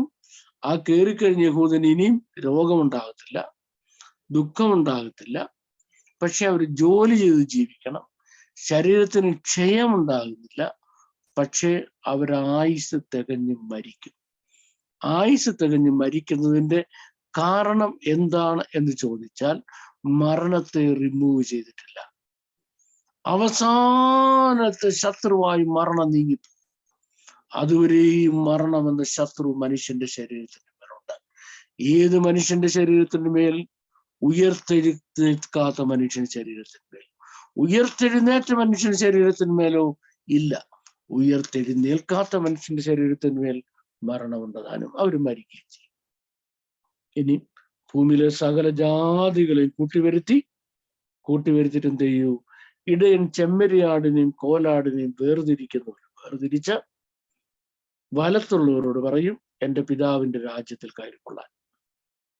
അവർക്ക് കർത്താവിന്റെ രാജ്യത്തിൽ ജീവിക്കാനുള്ള പെർമിഷൻ ഉണ്ട്. ഇടത്തുള്ളവരോട് പറയും, സാത്താനും അവന്റെ അവന്റെ ദൂതന്മാർക്ക് ഒരുക്കിയിരിക്കുന്ന നിത്യ നരകത്തിലേക്ക് പോയിക്കോളാൻ പറയും. ഫിനിഷ്ഡ്. വിട്ടു പോയി. ഫിനിഷ്ഡ്. അപ്പൊ ഇനി ഭൂമിയിൽ ലിറ്ററൽ കിങ്ഡം ഓഫ് ഗോഡ് ആരംഭിക്കുകയാണ്. ഇപ്പൊ ഭൂമിയിലുള്ളതോ സ്പിരിച്വൽ കിങ്ഡം ഓഫ് ഗോഡ്. ഈ സ്പിരിച്വൽ കിങ്ഡം ഓഫ് ഗോഡും ലിറ്ററൽ കിങ്ഡം ഓഫ് ഗോഡും തമ്മിലുള്ള പെർഫെക്റ്റ് അമൽഗമേഷൻ അവിടെ വന്നു. പെർഫെക്റ്റ് അമൽഗമേഷൻ അവിടെ വന്നു. ഏത്? ഇന്ന് നമ്മളായിരിക്കുന്ന ദൈവരാജ്യം എന്ന് പറയുന്നത് സ്പിരിച്വൽ ആണ്. നമ്മുടെ വാഴ്ത്തപ്പെട്ട കർത്താവ് അത് പറഞ്ഞു, താൻ അതിന്റെ രാജാവുമാണ്. ഇനിയും യഹൂദന്മാരോട് കർത്താവ് വാഗ്ദത്തം ചെയ്ത അബ്രഹാമിനോടും അതിനുശേഷം ദാവീദിനോടും അതിനുശേഷം യഹൂദന്മാരോടും വാഗ്ദത്തം ചെയ്ത ദൈവത്തിന്റെ അക്ഷരീക രാജ്യം അവിടെ വരാൻ പോവുകയാണ്. ആ അക്ഷരീക രാജ്യത്തിൽ ആരൊക്കെ ഉണ്ട്? ശ്രദ്ധിച്ചോണം. ഒന്ന്, നമ്മുടെ വാഴ്ത്തപ്പെട്ട കർത്താവ് രാജാവായി. 2, നമ്മൾ കർത്താവിന്റെ ഭരണാധികാരികളായി. ലോകം മുഴുവൻ ഭരിക്കുന്ന ഭരണാധികാരികൾ നമ്മളായി. 3, യഹൂദന്മാർ, അന്നത്തെ ലിറ്ററൽ യഹൂദന്മാർ, ശരീരത്തിൽ ജീവിക്കുന്ന അല്ലെങ്കിൽ ഭൗമിക ശരീരത്തിൽ ജീവിക്കുന്ന യഹൂദന്മാർ, സുവിശേഷ വേലക്കാരൻ. ലോകം മുഴുവൻ സുവിശേഷ വേല ആണെങ്കിൽ. 4, ഈ കിങ്ഡം ഓഫ് ഗോഡിൽ കയറാൻ അർഹത കിട്ടിയ നീതിമാന്മാർ. അവരെന്തുകൊണ്ട് നീതീകരിക്കപ്പെട്ടു എന്നുള്ളത് നമ്മുടെ വേറെ ക്ലാസ്സുകൾ പറയുന്നതായിട്ടാണെങ്കിൽ ഇപ്പൊ പറയാത്തത്. ആ നീതി അവർ സ്നാനപ്പെട്ടവരല്ല, പരിശുദ്ധാത്മാവിഷയം പ്രാപിച്ചവരല്ല, കർത്താവ് യേശു ക്രിസ്തു പറഞ്ഞവരല്ല, അവർ സത്യത്തിൽ ആത്മാവിന് ദൈവത്തെ ആരാധിച്ചവരുമല്ല. ഇതൊന്നും ചെയ്യാൻ നീതീകരിക്കപ്പെട്ടവരാണ്. ഇതൊന്നും ചെയ്യാതെ എങ്ങനെ നീതീകരിക്കപ്പെടാന്നുള്ളത് ആ ടോപ്പിക്സ് എടുക്കുമ്പോൾ എനിക്ക് തോന്നുന്നു നെക്സ്റ്റ് ട്യൂസ്ഡേയിലാണ് എടുക്കുന്നുണ്ട്. അന്നേരം നമുക്ക് പറഞ്ഞുതരാം ഡൽഹിക്കാരുടെ ക്ലാസ്സിൽ. ഓക്കെ, അവരുമുണ്ട്. ഭരണം ആരംഭിച്ചു. ആ ഭരണത്തിന്റെ പ്രത്യേകത ഒന്ന്, മനുഷ്യൻ ഇന്നെങ്ങനെ ജീവിക്കുന്നത്. അവൻ മക്കളെ പ്രസവിക്കുന്നു, വിദ്യാഭ്യാസം ചെയ്യിക്കുന്നു, പിള്ളേർ ജോലിക്ക് പോകുന്നു, പ്രായമാകുന്നു, കല്യാണം കഴിക്കുന്നു, മക്കളുണ്ടാകുന്നു, മക്കളെ വളർത്തുന്നു, ആ മക്കളും പ്രായമാകുന്നു, ജോലിക്ക് പോകുന്നു, കല്യാണം കഴിക്കുന്നു. യെസ്, വ്യത്യാസം.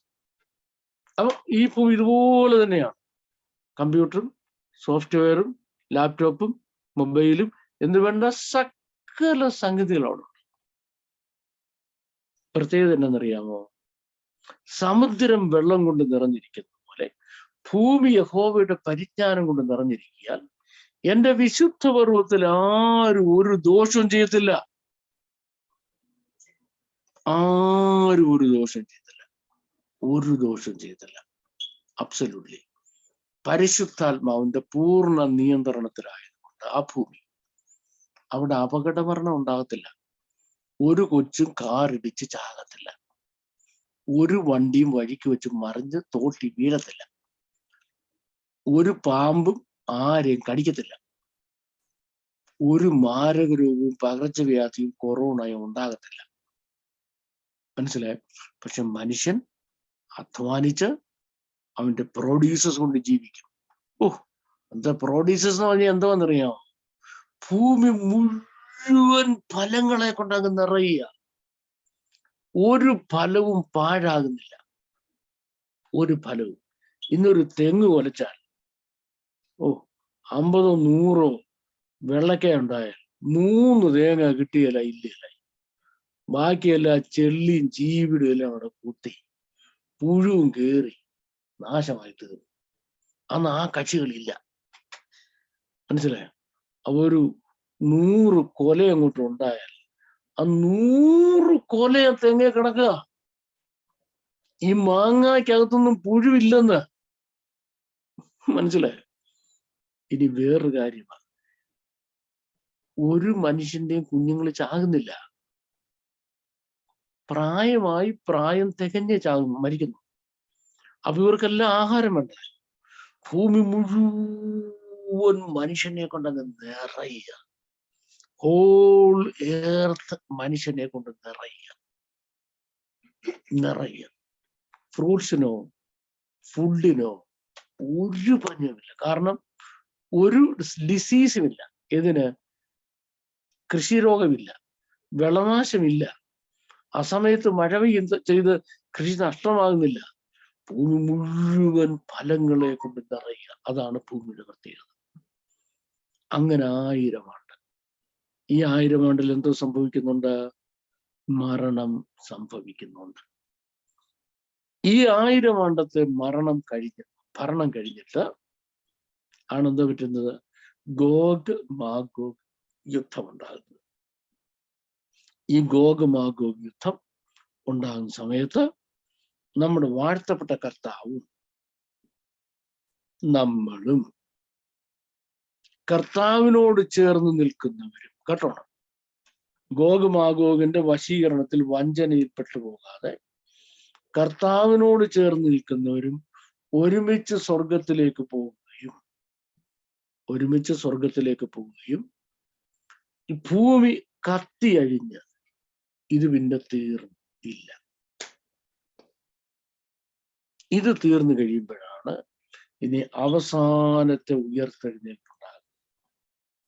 ഈ അവസാനത്തെ ഉയർത്തെഴുന്നേൽപ്പിൽ ആണെന്ത് വരുന്നത്? മരിച്ചവർ ആബാലവൃദ്ധം സിംഹാസനത്തിന് മുമ്പിൽ നിൽക്കുന്നത്. ഈ ആബാലവൃദ്ധം സിംഹാസനത്തിന് മുമ്പിൽ നിൽക്കുമ്പോൾ അവിടെ നമ്മളുടെ റോൾ, നമ്മൾ ജഡ്ജസ് ആണ്, ജൂറി മെമ്പേഴ്സ് ആണ്. നമ്മൾ ന്യായം വിധിക്കാൻ വേണ്ടി ഇരിക്കുക. ഈ ന്യായം വിധിക്കാൻ വേണ്ടി ഇരിക്കുമ്പോൾ ഓരോ കക്ഷികളെ നമ്മുടെ മുമ്പിൽ കൊണ്ടുവരുന്നുണ്ട്. അവൻ ജനിച്ച കാലം മുതൽ മരിച്ചവരെയുള്ള അവന്റെ മുഴുവൻ പ്രവൃത്തികളുടെ ഫയലും കൊണ്ടുവരും, നിൽക്കുക. അപ്പൊ നമ്മുടെ ഉത്തരവാദിത്വമാണ് ഇവന്മാർ ഓരോരുത്തരും ന്യായം വിധിക്കുന്നത്. ശ്രദ്ധിച്ചോണം, മരിച്ചവർക്ക് അവരവരുടെ പ്രവൃത്തിക്ക് അടുത്ത ന്യായവിധി ഉണ്ടായി. ഇവിടെ എനിക്ക് ആശയക്കുഴപ്പമില്ലാത്ത, പക്ഷെ ഞാൻ പറയുമ്പോൾ നിങ്ങൾക്ക് ആശയക്കുഴപ്പം ഉണ്ടാകുന്ന കാര്യം പറയും. എനിക്ക് ആശയക്കുഴപ്പം ഉണ്ടാകുന്ന കാര്യം എനിക്ക് അതിനെപ്പറ്റി അറിയത്തില്ല. ഇവര് ആശയക്കുഴപ്പമില്ലല്ലോ, അറിയത്തില്ല. അപ്പൊ പിന്നെ ആശയക്കുഴപ്പത്തിന്റെ ആവശ്യമില്ല.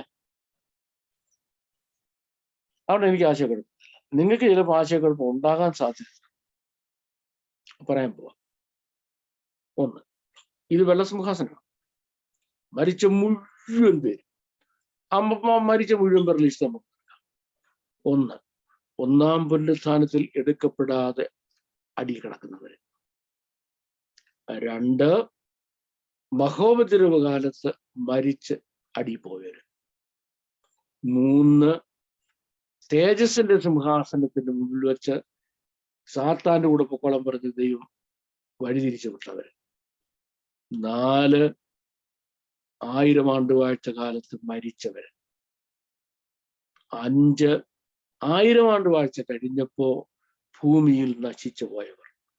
ഇത്ര പേരെയാണ് മരിച്ചവർ ആബാലവൃക്ഷം എന്ന് പറയുന്നത്. അത്രയും പേര് സിംഹാസനത്തിന് മുമ്പിൽ വരിക. എന്തിനു വേണ്ടി വരിക? ന്യായവിധിക്ക് വേണ്ടി വരിക. അത്രയും പേര് ന്യായവിധിക്ക് വേണ്ടി വരുമ്പോ നമ്മൾ ഓരോരുത്തരെ അവന് ന്യായം വിധിക്കുന്നുണ്ട്. എന്തൊക്കെയുണ്ട്? ജീവന്റെ പുസ്തകമുണ്ട്, 2 ഓർമ്മയുടെ പുസ്തകവുമുണ്ട്, അല്ലേ? ഇത് രണ്ടും വെച്ച് ന്യായം വിധിക്കുക. എടുക്കാൻ പോകും. ഓർമ്മയുടെ പുസ്തകത്തിൽ അവന്റെ മുഴുവൻ ഡീറ്റെയിൽസ് ഉണ്ട്. ഫൈനൽ വേർഡിക്റ്റ് എന്ന് പറഞ്ഞാൽ ജീവന്റെ പുസ്തകത്തിൽ പേരുണ്ടോ ഇല്ലയോ എന്നുള്ളതാണ്. ജീവന്റെ പുസ്തകത്തിൽ പേരെഴുതി കാണാത്ത ഏവനെയും തീപ്പൊയ്യിൽ തള്ളിയിടും. 2ാം മരണം, ഫൈനൽ, തീർന്നു, ഫിനിഷ്ഡ്, തീരുകയാണ്. അവന് പിന്നെ ഒരു തിരിച്ചു വരവില്ല. ഇനിയുമാണ് എനിക്ക് മനസ്സിലാക്കാൻ കഴിയാത്ത കാര്യം. അതുകൊണ്ട് ആശയക്കുഴപ്പമില്ലാത്തത്. നിങ്ങൾക്കൊരു പക്ഷെ ആശയക്കുഴപ്പം ഉണ്ടാകാൻ സാധ്യതയുള്ള കാര്യം പറയാം. ഈ ന്യായവിധിക്കകത്ത്, ഈ ലോ ബുക്കിനകത്ത് ഒരുപാട് ക്ലൂസ് ഉണ്ട്, ഒരുപാട് ക്ലോസസ് ഉണ്ട്. എക്സാമ്പിൾ ഞാൻ പറയാം. ഈ ദുഷ്ടനായ ബാബേൽ രാജാവ് അവനോട് ദാനിയേൽ പറഞ്ഞു, ഇതാ നിന്റെ ദിവസങ്ങൾ എണ്ണപ്പെട്ടു കഴിഞ്ഞു. അപ്പൊ ഇവൻ ചോദിച്ചു, എന്തെങ്കിലും പരിഹാരം? നീതിയാൽ പാപങ്ങളെയും ദരിദ്രരോട് കൃപ കാണിക്കുന്നതിനാൽ അകൃത്യങ്ങളുടെ ബഹുത്വത്തെയും കുറച്ചുകൊള്ളുക. ഒന്ന്, നീ നീതി ചെയ്യണം. 2, നീ കരുണ കാണിക്കണം. ഇത് രണ്ടും ചെയ്താൽ നിന്റെ അകൃത്യങ്ങൾക്ക് കുറവുണ്ടാവും. 2, നമ്മുടെ വാഴ്ത്തപ്പെട്ട കർത്താവ് പറയും, യാഗത്തിലല്ല കരുണയിൽ അത്രേ ഞാൻ പ്രസാദിക്കുന്നു എന്തെന്ന് പോയി പഠിപ്പീൻ. ചിലരുടെ ഉപവാസവും പ്രാർത്ഥനയും അന്യഭാഷയും അങ്ങോട്ട് കൈയടിച്ചങ്ങോട്ട് തുള്ളും ഇരുന്നു കഴിഞ്ഞ് എന്താന്നറിയാം, ആറത്ത കൈകൂപ്പ് നിൽക്കത്തില്ല, ദശാംശം കൊടുക്കത്തില്ല, കൂട്ടുസഹോദരന് വെള്ളം കൊടുക്കത്തില്ല. പക്ഷെ അങ്ങോട്ട് കൈയടിച്ച് അന്യഭാഷ കയറിയാൽ അങ്ങ് ഓട് പൊളിച്ച് ഉണ്ടാക്കും. ഇപ്പൊ കോൺക്രീറ്റ് ആയതുകൊണ്ട് പിന്നെ അത്തരം കക്ഷികളാണ്. അനുസരിക്കുന്ന യാഗത്തെക്കാളും ശ്രദ്ധിക്കുന്നത് മുട്ടാടുകളുടെ മേധസ്സിനേക്കാളും നല്ലത്. ദൈവത്തിന്റെ കൽപ്പനയെ അനുസരിക്കുന്നത് പോലെ യാഗങ്ങളും ബലികളും യഹോവയ്ക്ക് പ്രസാദം ആകുമോ? അപ്പൊ ഞാൻ 2ാമത്തെ കൂട്ടരെ പറഞ്ഞു, ഒരു ഭയങ്കര ആരാധനാ വീരന്മാരാണ്, പക്ഷെ ദൈവത്തെ അനുസരിക്കുന്നുമില്ല, ദൈവൽപ്പനെ അനുസരിക്കുന്നുമില്ല, 5 കാശ് ആരും കൊടുക്കത്തുമില്ല. ഇനി 3ാമത്തെ കൂട്ടരെ പറ്റി ഞാൻ പറയാം. അവർക്ക് ഈ ദൈവത്തെയും അറിയത്തില്ല, ദൈവവചനവും അറിയത്തില്ല, ആഴ്ച ബൈബിള് വായിച്ചിട്ടുമില്ല, ക്രൂശിലെ പറ്റിയുള്ള രക്ഷയും അറിയത്തില്ല. ചുരുക്കത്തിൽ അവർക്ക് ന്യായപ്രമാണം ഇല്ല. പക്ഷേ അവർ ന്യായപ്രമാണത്തിന്റെ നീതി നിവർത്തിക്കുന്നു. ന്യായപ്രമാണം ഇല്ലാത്ത ജാതികൾ ന്യായപ്രമാണത്തിന്റെ നീതി നിവർത്തിക്കുമ്പോൾ അവർ തങ്ങൾക്ക് തന്നെ ഒരു ന്യായപ്രമാണമായി. എനിക്ക് വ്യക്തമായ രാഷ്ട്രീയ കാഴ്ചപ്പാടുള്ള ആളാണ്. പക്ഷെ ഒരിക്കലും രാഷ്ട്രീയം പ്രസംഗിക്കുകയോ അല്ലെങ്കിൽ ആ ഒരു രീതിയിൽ പോവുകയോ ചെയ്തില്ല. എനിക്ക് വ്യക്തമായ രാഷ്ട്രീയ ബോധമുള്ള ആളാണ്, പൊളിറ്റിക്കൽ കോൺഷ്യൻസ് ഉള്ള ഒരാളാണ്. ഞാനൊരു കമ്മ്യൂണിസ്റ്റുകാരനല്ല. I am not a communist. കാര്യം കമ്മ്യൂണിസ്റ്റ് സിദ്ധാന്തം ബേസിക്കലി വേദപുസ്തകത്തിന്റെ ടീച്ചിങ്ങിനെ അഗൻസ്റ്റാണ്. പക്ഷെ എന്നെ ഒരുപാട് അങ്ങ് ആശയക്കുഴപ്പത്തിലാക്കുന്ന ഒരു മനുഷ്യനാണ് ഈ കേരളത്തിലെ മുഖ്യമന്ത്രിയായ പിണറായി വിജയൻ. എനിക്ക് ഏറ്റവും വെറുപ്പുള്ള ഒരു രാഷ്ട്രീയക്കാരനുമാണ്, ഏറ്റവും വെറുപ്പുള്ളത്. വെറുത്തിരുന്ന വർഷങ്ങൾ ഞാൻ ഹേറ്റ് ചെയ്തൊരു രാഷ്ട്രീയക്കാരനാണ്. ഈ കഴിഞ്ഞ കൊറോണ സമയത്ത് ഇയാള് മനുഷ്യന് മാത്രമല്ല അമ്പലക്കുരങ്ങിനും ആനയ്ക്കും സ്ട്രീറ്റ് ഡോഗിനും കിളിക്കും വരെ തീറ്റ കൊടുക്കുക. ദൈവത്തിന്റെ ഗുണലക്ഷണങ്ങൾ, ദൈവത്തിന്റെ ക്വാളിറ്റിയെ പറ്റി പറയുന്നത് സകല ജഡത്തിനും ആഹാരം കൊടുക്കുക, സകല ജഡത്തിനും ആഹാരം കൊടുക്കുക. ഇതുപോലെ ഭരണസ്ഥാനത്ത് വന്നപ്പോ ഇയാളെന്തോ ചെയ്തത്? സകല മനുഷ്യനും തീറ്റ കൊടുത്തു. ഒരാള് പട്ടിണി കിടന്ന് ചെയ്യാൻ അവസരം ഉണ്ടായില്ല, റീസൺ ഉണ്ടായില്ല. ഇങ്ങനെയുള്ള ചില ആളുകളുണ്ട്. അവർ വേദപുസ്തകം വായിച്ചിട്ടില്ല, ഒരിക്കലും പ്രാർത്ഥിച്ചിട്ടില്ല, അവർ രക്ഷാനുഭവത്തിൽ വന്നിട്ടുമില്ല. നമ്മൾ പറയുന്ന രക്ഷാനുഭവത്തിൽ വന്നിട്ടില്ല. പക്ഷെങ്കിൽ അവർക്ക് ന്യായപ്രമാണം ഇല്ല. പക്ഷെ എന്തിനാ നമ്മൾ രക്ഷയുടെ അനുഭവത്തിൽ വന്നത്? പലരും വിചാരിക്കും നമ്മൾ ദൈവത്തെ സ്തുതിക്കാനാണ്. ദൈവത്തെ സ്തുതിക്കണം, ഡെഫിനറ്റ്ലി. പക്ഷെ സൽപ്രവൃത്തികൾക്ക് വേണ്ടി സൃഷ്ടിക്കപ്പെട്ടവരാണ് നമ്മൾ. അത് ചെയ്യുന്നില്ല. രക്ഷയുടെ അനുഭവത്തിൽ വന്നിട്ടും ചെയ്യുന്നില്ല. എന്റെ ആശയക്കുഴപ്പമാണ്. നിങ്ങൾക്ക് ആശയക്കുഴപ്പം ഇല്ലെന്ന് വിശ്വസിക്കുന്നു. രക്ഷയുടെ അനുഭവത്തിൽ വന്നിട്ടും അത് ചെയ്യുന്നില്ല. മറ്റൊരുത്തൻ ഒരിക്കലും രക്ഷയുടെ അനുഭവത്തിൽ വരുന്നില്ല, പക്ഷെ അവനത് ചെയ്യുന്നു. നമുക്ക് ന്യായപ്രമാണം ഉണ്ട്. ന്യായപ്രമാണത്തെ നീതി നമ്മൾ നിവർത്തിക്കത്തില്ല. അവന് ന്യായപ്രമാണം ഇല്ല, പക്ഷെ അവൻ ന്യായപ്രമാണത്തിന്റെ നീതി നിവർത്തിക്കുമ്പോൾ അവന് തന്നെ ഒരു ന്യായപ്രമാണമായി. അടുത്തത് ഞാൻ പറയാൻ പോകുന്നത്, നമ്മുടെ വാഴ്ത്തപ്പെട്ട കർത്താവ് ഒരു ഉദാഹരണം പറഞ്ഞു. അപ്പൻ 2 മക്കളെ വിളിച്ചു പോയി വയലിൽ വേലയാണ്. ഒരുത്തൻ പറഞ്ഞു എന്നെ കൊടുക്കത്തില്ലെന്നോ. പിന്നെ കഴിഞ്ഞപ്പോ മോശമല്ലേ അങ്ങ് അപ്പനോട് അങ്ങനെ പറഞ്ഞത്. അവൻ പോയി ചെയ്തു. രണ്ടാമത്തെ അപ്പൊ ഞാൻ ചെയ്യാൻ കേട്ടോ, ആയുസ് ചെയ്തുമില്ല. ഈ 2 പേരെ ഞാൻ നിങ്ങൾക്ക് പറഞ്ഞുതരാം. ഒരാള് യേശു ക്രിസ്തുവിന്റെ രക്ഷയുടെ സുവിശേഷം കേട്ടു. യേശു എന്നെ രക്ഷിക്കണോ, ഞാൻ നിന്നെ സ്നേഹിക്കുന്നു, രക്ഷിതാവായി സ്വീകരിക്കുന്നു എന്ന് സ്വീകരിച്ചു. ഇവനെന്നും പള്ളിയിൽ പോകും, ആരാധിക്കുകയും ചെയ്യും, സ്വത്രാഴ്ച വിടും. ഇവനായുസിൽ സൽപ്രവൃത്തി ചെയ്യത്തില്ല. വിശുദ്ധന്മാരുടെ നീതി പ്രവൃത്തി എന്ന് പറഞ്ഞാൽ അവൻ ചെയ്യത്തില്ല, ആയുസ് ചെയ്യത്തില്ല. അതിനാണ് അവനെ രക്ഷയുടെ അനുഭവത്തിൽ കൊണ്ടുവന്നത്. സൽപ്രവൃത്തിക്ക് വേണ്ടി സൃഷ്ടിക്കപ്പെട്ടിരിക്കുക. പക്ഷെ ഈ ജന്മം അവനത് ചെയ്യത്തില്ല, ഒരു കാരണവശാലും ചെയ്യത്തില്ല. രണ്ടാമത്തവൻ കുന്തം എനിക്കും കേൾക്കണ്ടേ, അവനങ്ങ് പോയി. പക്ഷെ കുറച്ച് കഴിഞ്ഞപ്പോ അവന് തോന്നി അല്ലല്ലല്ല, ഞാനത് വരണം. അവൻ എന്ത് ചെയ്യുന്നു? ഏത് സൽപ്രവൃത്തിയാണോ ദൈവം ആഗ്രഹിക്കുന്നത് ആ പ്രവൃത്തിയിലേക്ക് അവൻ വരുന്നു. ഇനി ഒരു കാര്യം ഞാൻ വ്യക്തമാക്കി പറയാൻ പോവാം. യേശുക്രിസ്തുവിനെ ഹൃദയം കൊണ്ട് രക്ഷിതാവായി വിശ്വസിച്ച് വാഗൊണ്ട് ഏറ്റുപറഞ്ഞ് ജലസ്നാനമേറ്റ് സത്യത്തിലും ആത്മാവിലും ദൈവത്തെ ആരാധിച്ച് ദൈവകൽപ്പന പ്രമാണിക്കാത്ത ആരും, വിശുദ്ധിയിൽ ജീവിക്കാത്ത ആരും കുഞ്ഞാടിന്റെ മണവാട്ടിയായി എടുക്കപ്പെടത്തില്ല. ഫിനിഷ്ഡ്. അതിനൊരു സംശയമില്ല. But there does not end the story. Story അവസാനിക്കാൻ പോകുന്ന ഇവിടെ ഞാൻ പറയാൻ പോകും. മരിച്ചവർക്ക് അവരവരുടെ പ്രവൃത്തിക്ക് അടുത്ത അടുത്ത ന്യായവിധി ഉണ്ടായി. മരിച്ചവർക്ക് വെള്ളസിംഹാസനം അടുത്ത് വെച്ച് അവരവരുടെ പ്രവൃത്തിക്ക് അടുത്ത ന്യായവിധി ഉണ്ടായി. എന്റെ കൺഫ്യൂഷൻ, കാര്യം എനിക്ക് അറിയാൻ വയ്യാത്തതുകൊണ്ടാണ്, അത് എനിക്കറിയത്തില്ല. എന്താ എന്റെ കൺഫ്യൂഷൻ എന്നറിയാമോ? ഇവരെങ്ങോട്ട് പോകുന്നുള്ള. നീതിമാനായ ദൈവം, ന്യായം പ്രവർത്തിക്കേണ്ട ദൈവം, ആ ദൈവം പ്രവൃത്തികൾക്ക് അടുത്ത ന്യായവിധി ഉണ്ടായെന്ന് പറയുമ്പോൾ,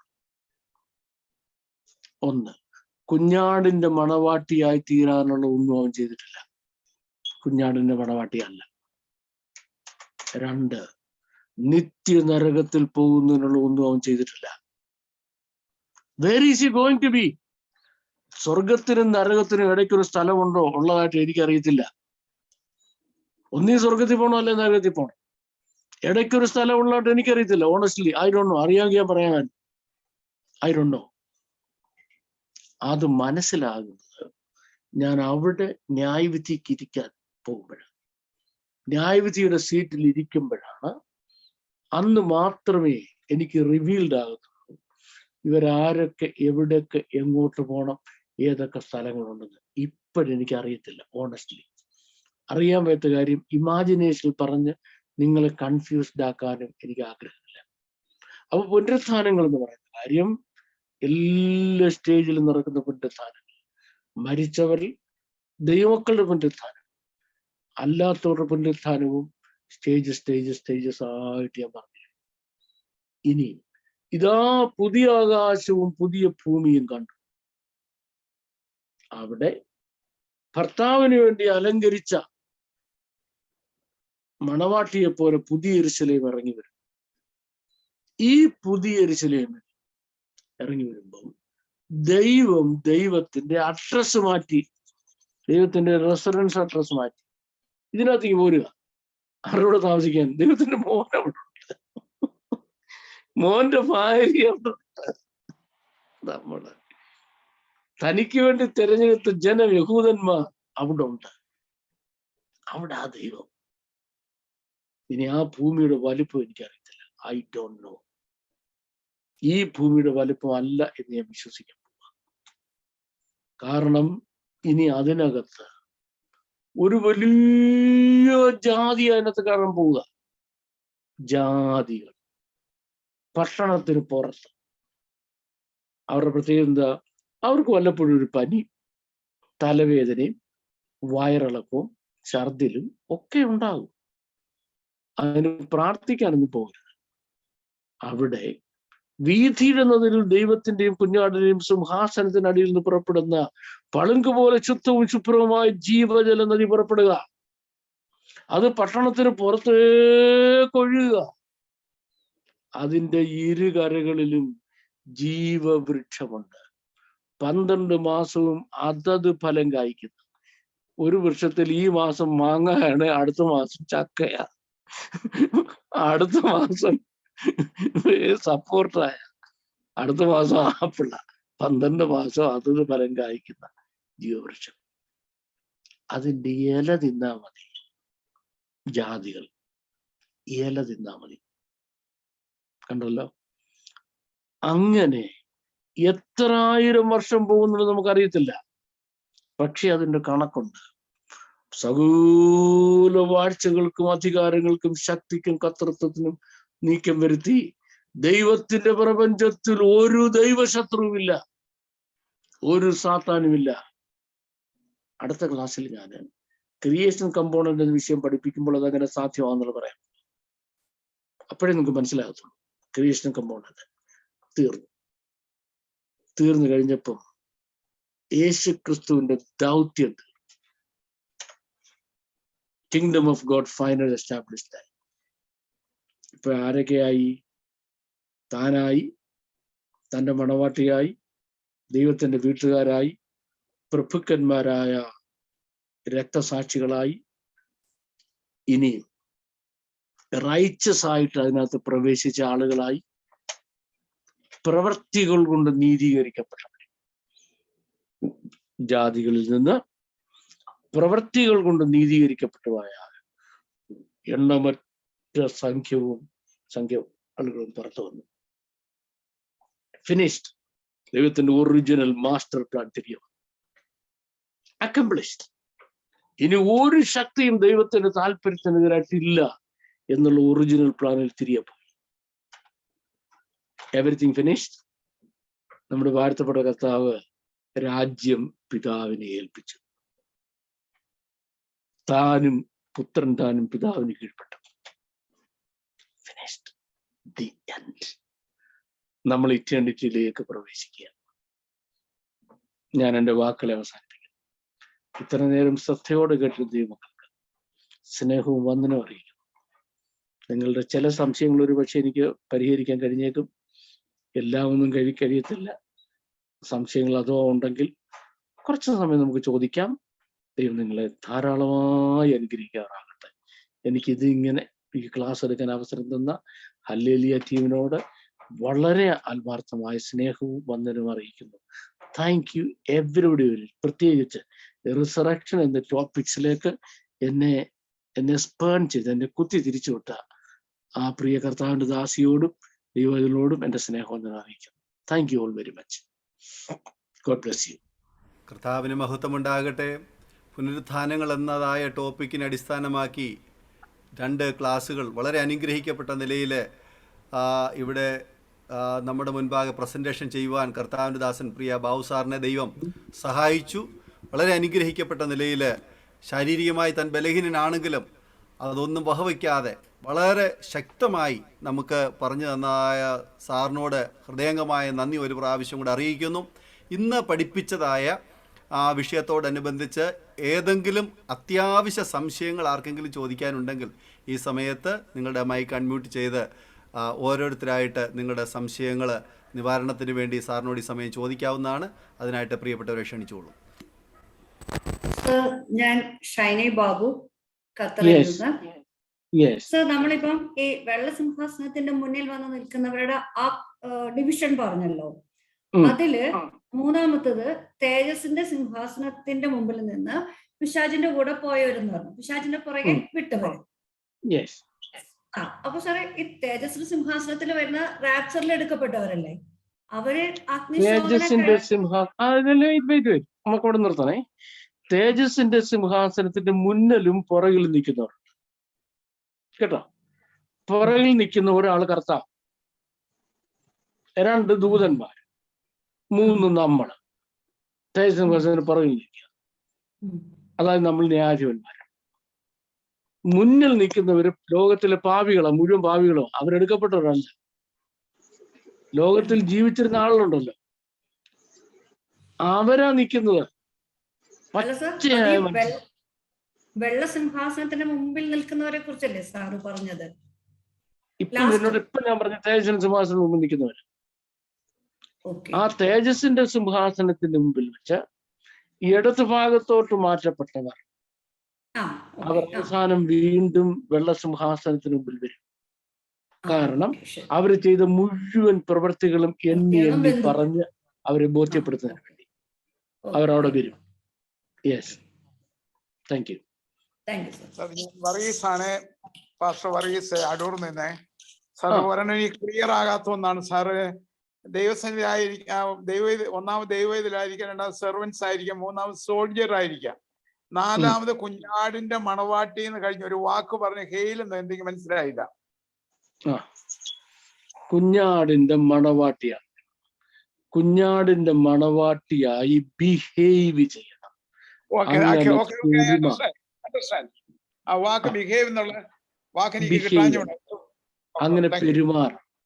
കുഞ്ഞാടിന്റെ മണവാട്ടിയായി പെരുമാറുക എന്ന് പറഞ്ഞാൽ അതിന്റെ അർത്ഥം നമ്മൾ കർത്താവിനെ അല്ല, കർത്താവ് നമ്മളെയാണ് ആദ്യം സ്നേഹിച്ചത് എന്ന് മനസ്സിലാക്കി ആ ആദ്യ സ്നേഹത്തോട് റെസ്പോണ്ട് ചെയ്യണം. റെസ്പോണ്ട് ചെയ്തില്ല എങ്കിൽ, ആ റെസ്പോണ്ട് ചെയ്യുന്നതിനാണ് അങ്ങനെ ബിഹേവ് ചെയ്യുന്ന പറയുന്നത്. അങ്ങനെ ബിഹേവ് ചെയ്തില്ലെങ്കിൽ എഫെസോസിലെ സഭയോട് പറയുക, നിങ്ങൾക്ക് വലിയ സഹിഷ്ണുത, നിങ്ങൾ ഭയങ്കര പ്രയത്നമാണ്, നിങ്ങൾ ദുരുപദേശക്കാരെ പുറത്താക്കുന്നവരാണ്, നിങ്ങൾ ഭയങ്കര കഠിനാധ്വാനികളാണ്, നിങ്ങൾ ഭയങ്കര വിശ്വാസ വീരന്മാരാണ്, പക്ഷെ ആദ്യ സ്നേഹം ഉപേക്ഷിച്ച് കളഞ്ഞു. അതുകൊണ്ട് മടങ്ങി വന്നോണം, ഇല്ലെങ്കിൽ ഞാൻ നിന്നെ വേണ്ട, നിന്റെ നിലവിളക്കിയെ നീക്കിക്കളയുമെന്ന് പറഞ്ഞ് നിന്നെ വേണ്ട, നിന്റെ സമയം വേണ്ടെന്നാ. കാരണം എന്നെ അക്ഷയമായി സ്നേഹിക്കാൻ കഴിയുന്ന ആളുകൾ മതി എനിക്ക് വേണ്ടി പ്രവർത്തിക്കുന്ന വേലക്കാരെയല്ല എനിക്ക് വേണ്ടി നിൽക്കുന്ന സോൾജിയേഴ്സിനല്ല എനിക്ക് വേണ്ടി. എന്റെ അപ്പ എന്ന് പറഞ്ഞ എന്റെ പുറകെ നടക്കുന്നവരല്ലേ വേണ്ടി. എന്നെ നിസ്തുല്യമായി നിർമ്മലമായി എന്നെ സ്നേഹിക്കുന്ന ആളുകളെ മതി. ചോദിക്കുക പത്രോസിനോട്, നിനക്ക് ഞാൻ പഠിപ്പിച്ചല്ലോ, ഓർമ്മയുണ്ടോന്നല്ല ചോദിച്ചത്. നിനക്ക് പ്രസംഗിക്കാൻ അറിയാമെന്നല്ല ചോദിച്ചത്. നിനക്ക് നല്ലവണ്ണം പ്രാർത്ഥിക്കാൻ അറിയാമെന്ന് ചോദിച്ചില്ല. ഒറ്റ ചോദ്യം, ഡു യു ലവ് മീ? പത്രോസ്, നീ എന്നെ സ്നേഹിക്കുന്നുണ്ടോ? ഉണ്ടെങ്കിൽ എന്റെ വേല ചെയ്യുക, ഇല്ലേ വേണ്ടെന്നാ. നിനക്കെന്നെ ആഴമായി സ്നേഹിക്കാൻ കഴിയുമെങ്കിൽ നീ ഇത് ചെയ്താൽ മതി, ഇല്ലെങ്കിൽ വേണ്ട. അല്ലാത്തവർക്ക് പറഞ്ഞിട്ടുള്ളൂ അല്ലുക. ആ 4ാമത്തെ കാര്യം. അതിനാണ് behave as the bride of the lamb എന്ന് പറയുന്നത്. Am I clear enough? Yes, I clear. But ഒരു ചോദ്യം കൂടി സാർ. അപ്പം കർത്താവ് 1-ാം സ്ഥാനത്തിൽ എടുക്കപ്പെട്ട ശേഷമുള്ളതായ നാമധേയ ക്രിസ്ത്യാനികളോ അല്ലെങ്കിൽ ഹിന്ദുക്കളോ ആരെങ്കിലും ആയിക്കോട്ടെ, എനിക്കന്ന് കയറാൻ പോയ ദൈവസേനയിലേക്ക് 1-ാം സ്ഥാനത്ത് പങ്കെടുക്കാൻ കഴിഞ്ഞില്ലല്ലോ എന്ന് ചിന്തിക്കുന്ന ജാതികൾ അഥവാ ക്രിസ്ത്യാനികൾ, അതായത് നാമധേയ ക്രിസ്ത്യാനികൾ, അവർ രക്തസാക്ഷികളായി മരിക്കേണ്ട ഒരു സ്ഥിതി വന്നാൽ അവർ നിത്യതയിൽ ഉണ്ടായിരിക്കും അല്ലേ? യെസ്, അവർ അന്നേരം തന്നെ പോവുക. കാര്യം അവര് എതിർ ക്രിസ്തുവിന്റെ മുദ്ര ഏൽക്കുന്നില്ല, നെറ്റിയിലോ കയ്യാലോ. അവർ റെസിസ്റ്റ് ചെയ്യുക, ഏൽപ്പിച്ചു കൊടുക്കുക. അതിക്രൂരമായി കൊല്ലപ്പെടും. അവർ നിത്യതയിലുണ്ട്. പക്ഷേ അവരെവിടില്ല? കുഞ്ഞാടിന്റെ മണവാട്ടി എന്ന പൊസിഷനിലില്ല. നമ്മൾ ഇന്ന് സുവിശേഷം പറയുമ്പോൾ കുഞ്ഞാടിന് മണവാട്ടി എന്ന പൊസിഷനിലേക്ക് ആളുകളെ ഇൻവൈറ്റ് ചെയ്യാനേ നമുക്ക് റൈറ്റ് ഉള്ളൂ. ഏതിലേക്ക് ഇൻവൈറ്റ് ചെയ്യാൻ നമ്മൾ പറഞ്ഞിട്ടില്ല. നീ രക്തസാക്ഷിയായി സ്വർഗത്തിൽ പോകുന്നു പറഞ്ഞ് രക്തസാക്ഷിയാകാൻ ആൾക്കാരെ ഒരുക്കാൻ നമുക്ക് പ്രമാണമില്ല. ഇവിടെയാണ് പോസ്റ്റ് ട്രിബുലേഷന്റെ തെറ്റ്. അവര് മഹോദരകാലത്ത് രക്തസാക്ഷികളായിട്ട് സ്വർഗത്തിൽ പോകാൻ വേണ്ടി ആൾക്കാരെ ഒരുക്കുക. നമുക്കതിന് പ്രമാണമില്ല. നമുക്ക് പ്രമാണം വിശ്വസിച്ച് കർത്താവിനോടുകൂടി നിത്യതയിൽ പ്രവേശിക്കാനാണ് പ്രമാണം. അല്ലാതെ രക്തസാക്ഷിക്ക് വേണ്ടി ആൾക്കാരെ ഒരുക്കാൻ നമുക്ക് പ്രമാണമില്ല. That's a problem. ഓക്കെ, അങ്ങനെയെങ്കിൽ ഈ പിശാചിന്റെ മുദ്രയായി 666 എന്തെങ്കിലും ഡെഫിനിഷൻ സാറിന് പറയാനൊക്കെ? അത് വളരെ സെൻസിറ്റീവായ ഒരു ചോദ്യമാണ്. നമ്മൾ ഈ ക്യാമറയിൽ കൂടെ അല്ല, നമ്മൾ ഫേസ് ടു ഫേസ് ഒരു ബൈബിൾ ക്ലാസ് അങ്ങ് എടുക്കുന്നിരിക്കട്ടെ, ഞാനത് ഡിസിഫർ ചെയ്ത് തരാം. ഈ ഡിവൈസിൽ കൂടെ ഒരു കാരണവശാലും അത് പറയാൻ പറ്റത്തില്ല. ഞാൻ ഒരിക്കൽ പറഞ്ഞു, ഞാൻ വളരെ സെൻസിറ്റീവായ ഒരു സ്ഥലത്തായിരിക്കുന്നത്, അനേകയിടത്ത് റെക്കോർഡ് ചെയ്യപ്പെടുന്നതാണിത്. ഇതിന്റെ ബേസിൽ ഞാൻ എൻക്വയറി ഫേസ് ചെയ്യാൻ ഉള്ള അവസരം ഉണ്ടായാൽ ഞാൻ മാത്രമാണ് ഉത്തരവാദി. കാരണം ഞാൻ ബുദ്ധിഹീനമായിട്ട് പെരുമാറിയിട്ടുണ്ട്. So I don't answer that question. I am sorry. Okay sir, thank you. സാറേ, ഇതിനോടനുബന്ധിച്ച് ഒരു ചോദ്യം ചോദിച്ചോട്ടെ. എൻ്റെ പേര് ജോസഫ് തൃശ്ശൂർ നിന്നാണ് സാർ. ഈ പീഡനകാലത്ത് മരിക്കുന്ന രക്തസാക്ഷി മരണം മരിക്കുന്ന ആളുകളുടെ പുനരുത്ഥാനം ഈ പറഞ്ഞ ഒടുവിലത്തെ പുനരുത്ഥാന സമയത്താണെന്ന് സാറ് പറഞ്ഞ ഞാൻ കേട്ടു. എനിക്ക് ഇടയ്ക്ക് നെറ്റിന്റെ പ്രോബ്ലം ഉണ്ടായി. അതിന്റെ അങ്ങനെയല്ല ഞാൻ പറഞ്ഞത്. വെള്ളസിംഹാസനം അവര് അന്നാരം തന്നെ കേട്ടോണേ, അവരൊന്നാരം തന്നെ അങ്ങ് മേളിച്ചെല്ലുക. അപ്പൊ യോഹന്നാൻ ചോദിക്കുന്നു, ഇവരാരാ? മറുപടി, ഇവർ മഹാകഷ്ടത്തിൽ നിന്ന് കയറി വന്നവർ, ഇവർ മഹോപദ്രവത്തിൽ നിന്ന് കയറി വന്നവർ. അപ്പൊ അവർ ഒടുവിലത്തെ പുനരുത്ഥാനമല്ല, ശരീരത്തിന്റെ പുനരുത്ഥാനവും അന്നേരം നടക്കുകയാണ്.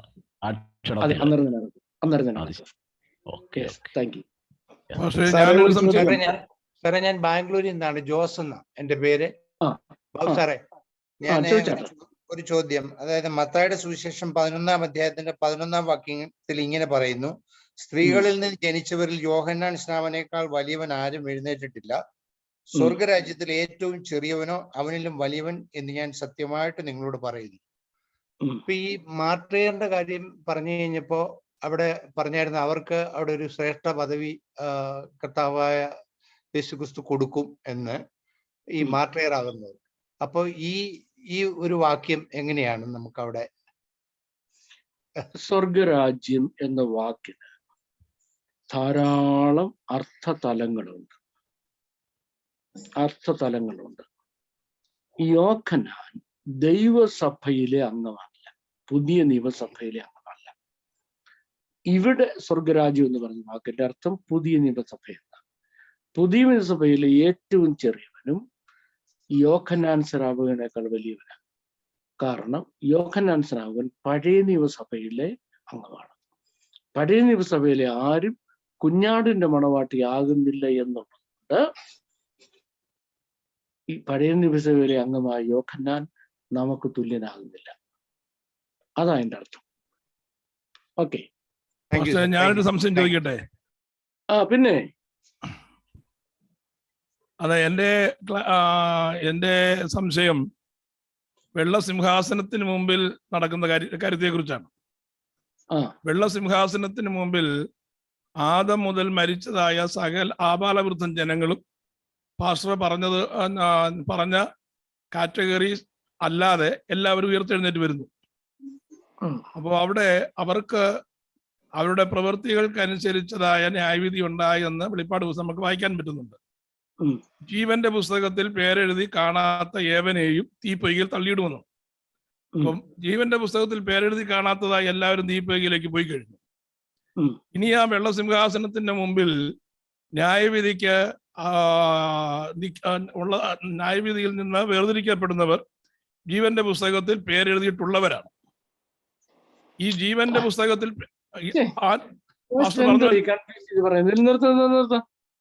എന്ത് കൺഫ്യൂസ് ചെയ്ത് പറയുന്നത്? വെള്ളസിംഹാസനത്തിന് മുമ്പിൽ നിൽക്കുന്ന മരിച്ചവർ ആബാലവൃത്തം നിൽക്കുക, മരിച്ചവർ ആബാലവൃത്തം നിൽക്കുക. അതെ, അത്രയും ക്ലിയർ ആയല്ലോ. ഇനിയും അവരുടെ ഫൈനൽ വേർഡിക്റ്റ് ജീവന്റെ പുസ്തകത്തിൽ പേരില്ലെങ്കിൽ തീപ്പൊയ്കയിൽ പോകണോ? ജീവന്റെ പുസ്തകത്തിൽ ജീവന്റെ പുസ്തകത്തിൽ പേര് എഴുതിയിട്ടുള്ളവരുണ്ടല്ലോ. ഇല്ലേ, ജീവന്റെ പുസ്തകത്തിൽ പേര് എഴുതിയിട്ടുള്ളവർ വെള്ളസിംഹാസനത്തിന് മുമ്പിൽ നിൽക്കുന്നില്ല. അതില്ലേ പറഞ്ഞത്? ജീവന്റെ പുസ്തകത്തിൽ പേരെഴുതിയവർ അതിനു മുമ്പേ ഉയർത്തെഴുന്നേറ്റ് പോയി കഴിഞ്ഞു പല പ്രാവശ്യമായിട്ട്. അങ്ങനാണെങ്കിൽ പിന്നെ അവിടെ ജീവന്റെ പുസ്തകത്തിന്റെ പുസ്തകം തുറക്കേണ്ട കാര്യമില്ല. ഉണ്ടോ? ജീവന്റെ പുസ്തകത്തിൽ തുറക്കുന്ന കാര്യം ഇവന്റെ അവിടെ പേര് അവിടെ ഉണ്ടോ ഇല്ലെന്നുള്ള ഉറപ്പാക്കണ്ടായ. അപ്പൊ ജീവന്റെ പുസ്തകം തുറന്നു പുസ്തകത്തിൽ നിന്റെ പേരിതാ ഈ പുസ്തകത്തിൽ ഇല്ലെന്ന് പറയണമെങ്കിൽ ഈ പുസ്തകം അവിടെ കാണിച്ചിട്ട് പറയണതാ ഇന്ന ഭാഗത്ത് നിന്റെ പേര് വരേണ്ടതാ. നിന്റെ പേര് ചിലപ്പോൾ പറയും പല പ്രാവശ്യം എഴുതിയായിരുന്നു, പല പ്രാവശ്യം വെട്ടിക്കളയേണ്ടി വന്നും പറയും. പിടികിട്ടിയോ? ജീവന്റെ പുസ്തകത്തിൽ പേര് എഴുതിയിട്ടില്ലെന്നുള്ളത് ഉറപ്പാക്കണമെങ്കിൽ ആ പുസ്തകം അവിടെ കൊണ്ടുവന്ന് കാണിക്കണം. എന്നിട്ടാ പറയുന്നത് നിന്റെ പേരുണ്ടോ ഇല്ലയോ എന്നുള്ളത്. ഇനിയും അല്ല, ഞാൻ അവിടെ അത് ശരിയാണെങ്കിൽ പോലും പാസ്റ്റർ ഇന്ന് പറഞ്ഞതായ കൂട്ടത്തിൽ അല്പം കൺഫ്യൂഷൻ വരുന്നതായ വിഭാഗം എന്ന് പറയുന്നത് 4 കൂട്ടരെ കുറിച്ച് പാസ്റ്റർ പറഞ്ഞു. അതായത് ദൈവപൈതലായിരിക്കണം, ദൈവവേലക്കാരായിരിക്കണം, പടയാളിയായിരിക്കണം, കാന്തയായിരിക്കണം. ഇതിൽ കാന്തയായിരിക്കുന്നതായ പ്രിയപ്പെട്ടവർ മാത്രമേ കർത്താവിന്റെ രഹസ്യ വരവെങ്കിൽ എടുക്കപ്പെടുന്നുള്ളൂ. Please stop. You are totally confused. ഈ 4 ക്വാളിഫിക്കേഷനും ഒരുമിച്ച് വരണം. അതാ പറഞ്ഞത്, ഈ 4 ഒരുമിച്ച് വരണം. ഈ 3 ഫുൾഫിൽ ആയാലും 4ാമത്തെ ഫുൾഫിൽ ആകുന്നില്ലെങ്കിൽ എടുക്കപ്പെടുന്നില്ല. അത് ഞാൻ അതിന്റെ അർത്ഥം അവിടെ കൺഫ്യൂഷൻ ഇല്ല. എനിക്ക് അവിടെ കൺഫ്യൂഷൻ ഇല്ല. കാന്തയായി എടുക്കപ്പെടുന്നതിന് ഈ 4 ക്വാളിഫിക്കേഷൻ ഉണ്ടാകണം. 3 ക്വാളിഫിക്കേഷൻ മാത്രമാണെങ്കിൽ കാന്തയായി എടുക്കപ്പെടുകയില്ല. ഇല്ല. അപ്പൊ ഈ 3 കൂട്ടരും കൈവിടപ്പെട്ടു പോകുന്നവരാണ്. അപ്പൊ അങ്ങനെയാണെങ്കിൽ ദൈവപൈതലായിരിക്കുമ്പോൾ ജീവന്റെ പുസ്തകത്തിൽ പേരുണ്ട്, ദൈവവേലക്കാരനായിരിക്കുമ്പോൾ ജീവന്റെ പുസ്തകത്തിൽ പേരുണ്ട്, പടയാളി ആയിരിക്കുന്ന മനുഷ്യന്റെയും ജീവന്റെ പുസ്തകത്തിൽ പേരുണ്ട്. പക്ഷെ അവർ കൈവിട്ടു പോകും. ആ കൈവിട്ടു പോയവര് തൊട്ടടുത്ത് വരുന്നത് മഹാപീഡന കാലത്തേക്ക് വരിക. ഇവരും മഹാപീഡന കാലത്തേക്ക് പ്രവേശിക്കും. മഹാപീഡന കാലത്ത് ഇവർ ഒരുപക്ഷെ രക്തസാക്ഷിയാകാം, ഇല്ലെങ്കിൽ രക്തസാക്ഷിയാകാതിരിക്കാം, അല്ലെങ്കിൽ മരിക്കാം. രക്തസാക്ഷിയാകുന്നതിന് മുമ്പ് പറഞ്ഞതുപോലെ സിംഹാസനത്തിന്റെ കീഴിലേക്ക് അവരെടുക്കപ്പെട്ടു. ബാക്കിയുള്ളതായ മരിക്കുന്നതായ പ്രിയപ്പെട്ടവർ ഈ കാന്തയുടെ ക്വാളിഫിക്കേഷനിൽ വന്നതുമില്ല, സ്വർഗരാജ്യത്തേക്ക് അല്ലെങ്കിൽ മണവാട്ടി സഭയിലോട്ട് പോയതുമില്ല. അവരെന്തായാലും വെള്ളസിംഹാസനത്തിന് മുമ്പിൽ വന്നെങ്കിലേ പറ്റുള്ളൂ, വന്നേ പറ്റൂ. അപ്പൊ വെള്ളസിംഹാസനത്തിന് മുമ്പിൽ വരുമ്പോ, അതെ, വെള്ളസിംഹാസനത്തിന് മുമ്പിൽ വരുമ്പോ അവരുടെ പേര് ആൾറെഡി ജീവന്റെ പുസ്തകത്തിൽ ഉണ്ടല്ലോ. ഉണ്ട്. അവിടെ ആ ജീവന്റെ പുസ്തകത്തിൽ പേരുള്ളവർ അവരെങ്ങോട്ട് പോകും? അപ്പൊ ആ കൂട്ടത്തിൽ അവിടെയാണ് ഞാനൊരു കാര്യം പറഞ്ഞ് ഓർക്കുന്നുണ്ടോ? മരിച്ചവർക്ക് അവരവരുടെ പ്രവൃത്തിക്ക് അടുത്ത ന്യായവിധി ഉണ്ടായിരുന്നു. അവിടെ ഞാൻ പറഞ്ഞു എനിക്ക് അറിയത്തില്ല, എനിക്ക് അതിനകത്ത് ഫൈനൽ വേർഡിക്റ്റ് പറയാൻ ഒക്കത്തില്ല, എനിക്കത് കൺഫ്യൂഷനാണ്. അന്ന് മാത്രമേ എനിക്കത് കിട്ടത്തുള്ളൂ. അന്ന് ന്യായവിധി സിംഹാസനത്തിൽ ഞാൻ ഇരിക്കുമ്പം എൻ്റെ കയ്യിൽ കിട്ടും, ഇന്ന കാര്യങ്ങൾ അനുസരിച്ച് ന്യായം വിധിക്കേണ്ടത്. അന്ന് മാത്രമേ അറിയത്തുള്ളൂ. പക്ഷെ ഈ കാര്യം പറഞ്ഞ് ഒരുത്തൻ രക്ഷപ്പെടാമെന്ന് ഞാൻ ഇന്ന് പ്രസംഗിച്ച് കൊടുക്കത്തില്ല. മനസ്സിലായി? നീ കാന്തയായി പോയില്ലെങ്കിൽ നീ നരകത്തിൽ പോകത്തില്ലടാ, പേടിക്കണ്ട, നിനക്കൊരു വകുപ്പുണ്ട് എന്ന് വക്കീലന്മാർ ഇപ്പം പറയാമല്ലോ. നീ അവനെ കൊന്നിട്ടിങ്ങി വാ, നിന്നെ രക്ഷിക്കാൻ ഞാൻ ഒരു വകുപ്പ് ഒപ്പിച്ചു തരാമെന്ന് എന്ന് പറയും പോലെ വകുപ്പൊപ്പിച്ചു തരുന്ന പരിപാടി എൻ്റെ അടുത്തില്ല. നമ്മൾ അത് ചെയ്യുകയും ചെയ്യരുത്. നമ്മൾ കാന്തയായിട്ട് പോകാൻ ഒരുക്കിച്ചാൽ മതി. ഈ പറഞ്ഞ സംഗതി ഉണ്ടല്ലോ, പ്രവൃത്തിക്ക് അടുത്ത ന്യായവിധി ഉണ്ടല്ലോ, എന്താണെന്നുള്ളത് നമുക്കറിയത്തില്ല. കാര്യം നമുക്ക് ഇനിയും അത് വെളിപ്പെടാനിരിക്കുന്നേ ഉള്ളൂ. ആ കാര്യത്തെ പറ്റി ഇപ്പം അറിയത്തില്ല. അതുകൊണ്ട് അറിയാൻ വയ്യാത്ത കാര്യത്തെ പറ്റി നമ്മൾ ജഡ്ജ്മെന്റ് ഒന്നും പുറപ്പെടുവിക്കരുത്. ഇപ്പൊ കുഞ്ഞാടിന്റെ കാന്തയായിട്ട് ഈ പറഞ്ഞ 4 കാര്യങ്ങളും ചെയ്ത്, 4 കാര്യം ഒരുപോലെ ഫുൾഫിൽ ചെയ്ത് അങ്ങ് പോകാൻ. ഒരു കാര്യം കൂടി ചോദിക്കട്ടെ, ആണെങ്കിൽ പുതിയ ഭൂമിയിലേക്ക് അപ്പൊ ആരായിരിക്കും പ്രവേശിക്കുക? അത് പറഞ്ഞു കഴിഞ്ഞല്ലോ ഞാന്. അത് കംപ്ലീറ്റ് പറഞ്ഞു.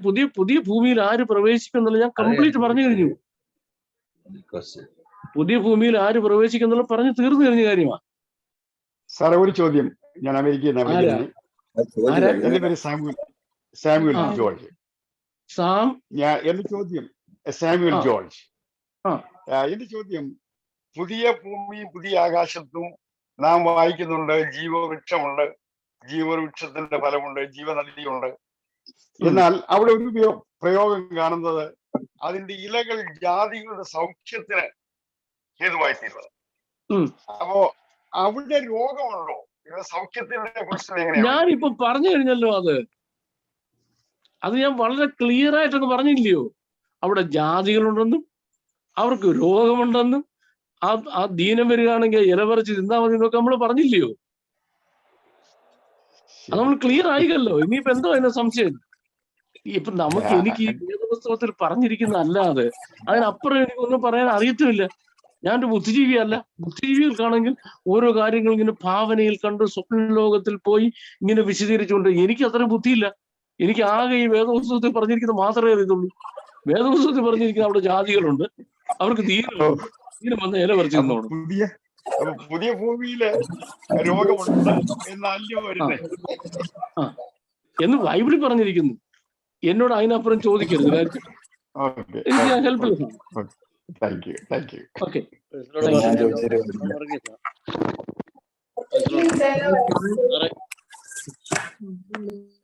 സാർ, ഞാൻ ജോൺ വർഗീസ്. ജോൺ വർഗീസ് എവിടുന്നാ? അതെ, ഞാൻ മധ്യപ്രദേശിൽ നിന്നാണ് വിളിക്കുന്നത്. ജോൺ വർഗീസ് എന്തോ ചെയ്യും? ഒന്ന് ഇൻട്രൊഡ്യൂസ് ചെയ്തേ. ഞാൻ പാസ്റ്ററാണ്. പാസ്റ്റർ, സ്തോത്രം. സാറേ, ഞാൻ നമ്മളെ ഈ പുതിയ ആകാശം പുതിയ ഭൂമിയിൽ അത് ജാതികളെ പറ്റി, ജാതികൾ അതിന്റെ വെളിച്ചത്തിൽ നടക്കും. ആ ജാതികളെ പറ്റി ഒന്ന് മനസ്സിലാക്കാനായിരുന്നു. അതല്ലേ ഇത്രയും നേരം പറഞ്ഞുകൊണ്ടിരുന്നത്? രാമായണം മുഴുവൻ പറഞ്ഞു കഴിഞ്ഞിട്ട് അവസാനം രാമൻ സീതയും പിന്നെ സഹോദരങ്ങളാണെന്ന് ചോദിച്ച പോലെ ആയിപ്പോയില്ലേ ഇത്? പുതിയ ആകാശം പുതിയ ഭൂമിയിലെ ജാതികൾ ആരാണെന്നാണ് ഇത്ര നേരം പറഞ്ഞുകൊണ്ടിരുന്നത്. അപ്പൊ വീണ്ടും എന്നോട് ചോദിക്കുക ആരാ അവിടുത്തെ ജാതി? ഞാൻ എന്തോ അതിന് മറുപടി പറയണേ? പറ, ഞാൻ ഇതിന് എന്തോ മറുപടി പറയണ്ടേ? ഈ ക്ലാസ് ഒന്നേന്ന് തുടങ്ങിയാലോ എനിക്കൊരു മാർഗവും ഇല്ലല്ലോ. പുതിയ ആകാശം പുതിയ ഭൂമിയിലെ ജാതികൾ എന്ന് പറയുന്നത്, ഒന്ന്, മരിച്ചവർ ആകാലവൃത്തം വെള്ളസിംഹാസനത്തിന് മുമ്പിൽ നിന്നപ്പോ അവിടെ നിന്ന് നരകവിധി ആരെങ്കിലും ഒഴിഞ്ഞു പോയിട്ടുണ്ടോ? എനിക്കറിയത്തില്ല. അവര് ഫൈനൽ കാറ്റഗറി. 1000 ആണ്ട് വാഴ്ച കാലത്ത് സാത്താന്റെ വഞ്ചനയിൽ അകപ്പെടാതെ പോയി ദൈവത്തോടുകൂടെ നിന്നവർ, രണ്ടാമത്തെ കാറ്റഗറി. ഉയർത്തെഴുന്നേൽപ്പിൽ പ്രവൃത്തികളാൽ നീതീകരിക്കപ്പെട്ടവർ, മൂന്നാമത്തെ കാറ്റഗറി. ഇനി ഈ 3 കാറ്റഗറിയിൽപ്പെട്ട ആളുകളാണ് ഈ ജാതികൾ എന്ന് പറയുന്നത്. അത് ഞാൻ വളരെ എക്സ്പ്ലാനറ്ററി ആയിട്ട് പറഞ്ഞ കാര്യമാണ്. ഇവരാണ് പുതുവാന ഭൂമിയിലെ ജാതികൾ. ഓക്കെ, ക്ലിയർ ആയോ? അപ്പോൾ അവരവിടെ, അതായത് ഈ പുതിയ ഭൂമിയില് അവർക്ക് ജീവിക്കാനുള്ള അവസരമുണ്ട്. അവർക്ക് ജീവിക്കാം, ബട്ട് നോ സെക്സ്, റിപ്രൊഡക്ഷൻ ഇല്ല, പ്രൊക്രിയേഷൻ ഇല്ല.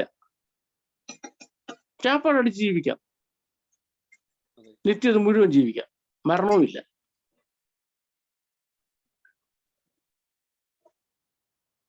ഓക്കെ, ഒന്ന് പറഞ്ഞ ആ കാറ്റഗറി പോകാൻ ഇരിക്കരുത് കേട്ടോ. പറഞ്ഞേ അവിടെ അതിന് നമുക്കൊരു പൊസിഷൻ എവിടെങ്കിലും കിട്ടുമല്ലോ. കുഞ്ഞാണ്ട് മരമാട്ടി ആയാലും പോലെ എപ്പോഴെങ്കിലും വലിഞ്ഞ് രക്ഷപ്പെടാമല്ലോ എന്ന് വിചാരിച്ചോളെ. Thank you. പക്ഷേ ഇത് ജോൺ സി മാത്യു, വിശാഖപട്ടണത്തുനിന്ന്. എവിടുന്ന? വിശാഖപട്ടണം. വിശാലപട്ടണം. പിന്നെ അല്ല, വിശാഖപട്ടണം. Okay okay okay. പക്ഷെ ഈ 1000 ആണ്ട് വാഴ്ചയിലെ യഹൂദന്മാർ സുവിശേഷ വേലക്കാരാണെന്ന് പറഞ്ഞല്ലോ. അന്ന് സുവിശേഷം അവര് പറയുന്നത് കൊണ്ട് കുറച്ചു പേർക്ക് ഈ നരകവിധി ഒഴിഞ്ഞിരിക്കാൻ പറ്റുമായിരിക്കും, അല്ലയോ? അതല്ലേ ഉദ്ദേശിക്കുന്നത്, യഹൂദന്മാരെ സുവിശേഷം പറയുമെന്ന് പറഞ്ഞല്ലോ. അതൊരു നല്ല ചോദ്യം. ഞാൻ ഇടയ്ക്ക് അതിന്റെ ആൻസർ ടച്ച് ചെയ്യാൻ മറന്നുപോയതാ. ജോൺ സി മാത്യു എന്നല്ലേ പേര്? സുവിശേഷ വേലക്കാരനാണോ? സ്തോത്രം. ഏത് കൂട്ടായ്മയില? IPC കൂട്ടായ്മയില. സ്തോത്രം. അപ്പൊ ഞാനും IPC കാരനാണ്. അപ്പൊ നമ്മൾ ഏതാണ്ട് ഒരേ കപ്പലിൽ യാത്ര ചെയ്യുന്നവരാണ്. നല്ല ചോദ്യം. ഞാനത് അന്നേരം എന്തുകൊണ്ടോ എനിക്കൊരു ചെറിയ ഡിസ്റ്റർബൻസ് ഉണ്ടായി, ഞാനത് ടച്ച് ചെയ്യാൻ വിട്ടുപോയി. Thank you for bringing that to my notice. Thank you. എന്നാണ് ഈ അയൺ ഷാർപ്പൻ അയൺ എന്ന് പറയുന്നത്. കേട്ടോണേ, ഈ 1000 ആണ്ട് വാഴ്ച കാലത്ത് ഭയങ്കര സമൃദ്ധിയും സമാധാനമാണ്. അപ്പൊ അതുകൊണ്ട് ആർക്കും പാപം ചെയ്യാൻ കഴിയുന്നില്ല, ഒരു പ്രോബ്ലവും ഇല്ല. അതിന്റെ കാരണം, പ്രോബ്ലം ഇല്ലാത്തതിന്റെ കാരണം എന്താന്നും അറിയത്തില്ല. അവരങ്ങനെ അങ്ങ് ജീവിച്ചങ്ങ് മരിക്കുക. അവർ പാപം ചെയ്തിട്ടില്ല എന്നുള്ളത് കൊണ്ട് അവർക്ക് നരകത്തിൽ പോകേണ്ട ആവശ്യമില്ല. പക്ഷേ അവർ ദൈവത്തെ ആരാധിക്കുകയോ സേവിക്കുകയോ ചെയ്യുന്നില്ല. അതിന്റെ നീഡ് അവർക്ക് അറിയത്തില്ല. അങ്ങനെ വന്നപ്പോൾ യഹൂദന്മാർ അവരോട് എന്ന് പറഞ്ഞു, ഇങ്ങനെ മശിഹ വാഴുന്നത് കൊണ്ടാണ് സ്വസ്ഥമായി. അപ്പോഴവരെന്ത് ചെയ്യുന്നു? മശിഹായെ കാണാൻ യെരൂശലേമിൽ എബാപ്പൊന്ന് കാഴ്ച വെക്കാനായിട്ട് കൊണ്ടുവരും. അവർ മശിഹായെ നമസ്കാരം, ആ മശിഹായെ നമസ്കരിക്കുന്നു എന്നുള്ളത് കൊണ്ട് അവർ ദൈവത്തെ ആരാധിക്കുന്ന, അവർ ആരാധനക്കാരായി മാറുന്നു. അപ്പൊ ആരാധനക്കാരായി മാറുന്നു എന്നുള്ളത് കൊണ്ട് നമുക്കറിയാൻ വയ്യാത്ത ചില പ്രൊവിഷൻസ് ദൈവത്തിന് അവർക്ക് വേണ്ടിയുണ്ട് നിത്യതയിൽ. അതിനെപ്പറ്റി ബൈബിൾ സൈലന്റ്. അതിനെപ്പറ്റി ഒരൊറ്റ വാക്യം ഒരിടത്തും പറയുന്നില്ല. പക്ഷെ നമ്മൾ ദൈവത്തിന്റെ നീതി, റൈച്ചസ്നെസ് എന്നുള്ളത് എടുക്കണം. ദൈവത്തിന്റെ റൈച്ചസ്നെസ് എന്നുള്ളത് എടുക്കുമ്പോൾ ദൈവം തന്നെ ആരാധിക്കുന്ന ആരെയും കൈവിടുന്നില്ല. ഉദാഹരണം, പുറജാതിക്കാരിയായ സ്ത്രീ വന്നിട്ട് അവളോട് പറഞ്ഞു, എന്നെ ഇസ്രായേലിലെ 12 ഗോത്രങ്ങളെ അയച്ചുള്ളൂ, നീ ഓടിക്കുന്നു, സ്ഥലം കാലിയാക്കാൻ പറഞ്ഞു. ഇവളങ്ങ് നമസ്കരിച്ചു, അല്ലേ? ഇവള് നമസ്കരിച്ച് കർത്താവിനെ ആരാധിച്ചു. വീണ് നമസ്കരിച്ചു. ആ നമസ്കരിച്ചു എന്നുള്ള ഒറ്റ കാരണം കൊണ്ട് നിന്റെ മകൾ സൗഖ്യമായിരിക്കും. അവളുടെ മകൾക്ക് സൗഖ്യം കിട്ടാൻ വേറെ യാതൊരു റീസണും ഇല്ല, അല്ലേ? വീണ് നമസ്കരിച്ചു. അപ്പം ഈ 1000 ആണ്ട് വാഴ്ച കാലത്ത് ഇങ്ങനെ യഹൂദന്റെ പ്രസംഗം കേട്ട് ദൈവത്തെ ആരാധിക്കുന്ന ഒരു വിഭാഗം ഉണ്ടാകും. What is going to happen to them? Honestly speaking, I don't know. Honestly speaking, നമുക്ക് അതിനെപ്പറ്റി ഒരു ക്ലൂവും ബൈബിളിൽ പറഞ്ഞിട്ടില്ല. ബൈബിളിൽ ഒരു ക്ലൂ തരാത്തടത്ത് നമ്മൾ കയറി ഭാവനയിൽ കണ്ടുകൊണ്ട് ഒരു കാര്യവും പറയരുത്. പറഞ്ഞാൽ നമ്മൾ ദൈവത്തിന് വിരോധമായി സംസാരിച്ചു. തെറ്റായിപ്പോയി. Thank you very much for bringing back to that. Thank you. Okay pastor, thank you pastor. Praise the Lord. സാറേ ജോമനായിരുന്നേ, ഗോവയിൽ നിന്നേ. സാറേ, ഈ 1000 ആണ്ട് വാഴ്ചയില് ജീവിച്ചിരിക്കുന്ന യഹൂദന്മാര് പ്രവേശിക്കുമല്ലോ. അപ്പം ഈ മഹോദ്രവത്തിലൂടെ അവര് കടന്നു പോകുമ്പോൾ അവർ ഈ എതിർ ക്രിസ്തുവിനെ അംഗീകരിക്കാതെ അവർ ജീവിച്ചിരിക്കുവാണോ? അതെ, യെസ് യെസ് യെസ്. അവരാരും അംഗീകരിക്കത്തില്ല, ആരും അംഗീകരിക്കത്തില്ല. അവരെ കൊല്ലുന്നില്ല, എതിർ ക്രിസ്തുവിന് കൊല്ലാൻ കഴിയും. കുറെ പേരെ കൊല്ലും, കുറെ പേരെ കൊല്ലത്തില്ല. കുറെ പേരെ കൊല്ലും, കുറെ പേരെ കൊല്ലത്തില്ല. യെസ്. സാറേ സ്തോത്രം. സാറേ ഇത് അലഹബാദ് ആണ്. കോസ്റ്റ് എന്താണ് സാർ പറഞ്ഞില്ലായിരുന്നു? കേട്ടില്ല. കോസ്റ്റ് സാർ പറഞ്ഞായിരുന്നു ചോദ്യത്തിന്റെ സമയത്ത്. അത് ചെലവ്. നമ്മളെ ദൈവമക്കളാകാൻ ദൈവത്തിന് ഉണ്ടായ ചെലവ്. ആ ചോദ്യത്തിന് സമയത്ത് ചോദിക്കാൻ പറഞ്ഞു. പിന്നെ ഞാൻ പറഞ്ഞു, നമ്മളുടെ സാൽവേഷൻ മാനിഫെസ്റ്റോ ഉണ്ടല്ലോ, സാൽവേഷൻ മാനിഫെസ്റ്റോയുടെ സമയത്ത് പറയാവുന്ന, ഓർക്കുന്നില്ലേ? നമ്മൾ അടുത്ത് നമ്മുടെ ടോപ്പിക്സ് സാൽവേഷൻ മാനിഫെസ്റ്റോ. ശരിയാ. മുടങ്ങാതെ കയറി നോട്ട് ബുക്കുമായിട്ടോ വന്നിരിക്കണം. മിസസ് എന്തിയെ? മിസസിനോട് പറയണം പെട്ടെന്ന് നോട്ട്സ് എഴുതി. രണ്ടുപേരും കൊണ്ട് എഴുതുമ്പം ഒരാൾ തെറ്റിച്ചാലും മറ്റേ ആളത് കറക്റ്റ് ചെയ്തു, കേട്ടോ? എന്നിട്ട് രണ്ടുപേരും ഇരുന്ന് പഠിപ്പിച്ചും സംശയം തീർത്തും പൊയ്ക്കോണം. Okay, thank you. നമ്മുടെ അടുത്ത ക്ലാസ്സിൽ നമുക്ക് പറയാം. സാറേ, ബ്ലസ്സനാണ് കോട്ടയത്ത് നിന്ന്. ബ്ലസ്സൻ നമ്മുടെ ആത്മാർത്ഥ സ്നേഹിതനാണല്ലോ, കോട്ടയം എന്നുള്ളത്. പാസ്റ്റർ, അതെ. ഒരു സംശയം, പല സംശയം ഒന്ന് മാത്രം ചോദിക്കാം. ആക്ച്വലി ഈ പറയപ്പെട്ട 4 category, child of God, servant of God, soldier of kingdom and behave the bride of lamb, ഈ നിലയിൽ നാം മണവാട്ടി സ്വർഗത്തിലെത്തുന്നു. എന്നാൽ രക്ഷിക്കപ്പെട്ടതിന് ശേഷം, കർത്താവിനെ അംഗീകരിച്ചതിന് ശേഷം നമ്മൾ ചെയ്യുന്ന തെറ്റുകൾക്ക് ശിക്ഷാവധി ഉണ്ടെന്ന് നാം അറിയുന്നു. എന്നാൽ ഇത് നമ്മൾ ക്ഷമാപണത്താലും അല്ലെങ്കിൽ ദൈവത്തോടുള്ള നിരപ്പ് പ്രാപിച്ചു കഴിയുമ്പോൾ അത് ക്ഷമിച്ച് നമ്മളെ കർത്താവ് അക്സെപ്റ്റ് ചെയ്യുന്നു. അപ്പോൾ തന്നെ നമ്മൾ സ്വർഗത്തിൽ മണവാട്ടി എന്ന പദവി നിൽക്കുമ്പോൾ തന്നെ നമ്മൾ അന്നേരം ചെയ്ത തെറ്റുകൾക്ക്, അതായത് ക്ഷമാപണം ലഭിച്ച തെറ്റുകൾക്ക് ശിക്ഷ ഉണ്ടാകുമെന്ന ഒരു ചിന്തയുണ്ടല്ലോ. തെറ്റിപ്പോയി കേട്ടോ, ബ്ലെസ്സൻ പാസ്റ്റർ, തെറ്റിപ്പോയേ. ഞാനൊന്ന് എക്സ്പ്ലെയിൻ ചെയ്യാൻ പോകും. നമുക്ക് സമയം പോയെങ്കിലും എക്സ്പ്ലെയിൻ ചെയ്തിരിക്കാൻ പറ്റത്തില്ല, കാര്യം കൺഫ്യൂഷൻ ഉണ്ടാകും. നമ്മള് കുഞ്ഞാടിന്റെ മണവാട്ടിയായി ഭൂമിയിൽ ബിഹേവ് ചെയ്യുമ്പോൾ നമ്മളൊരു തെറ്റ് ചെയ്തു. ആ തെറ്റ് ചെയ്തപ്പോൾ നമ്മൾ റിക്കൺസൈൽ ചെയ്യുകയാണെങ്കിൽ, നിരപ്പ് പ്രാപിച്ചാൽ, ക്ഷമ ചോദിച്ചാൽ നല്ല, അങ്ങനെ ബൈബിൾ പറഞ്ഞിട്ടില്ല കേട്ടോ, പ്ലീസ്.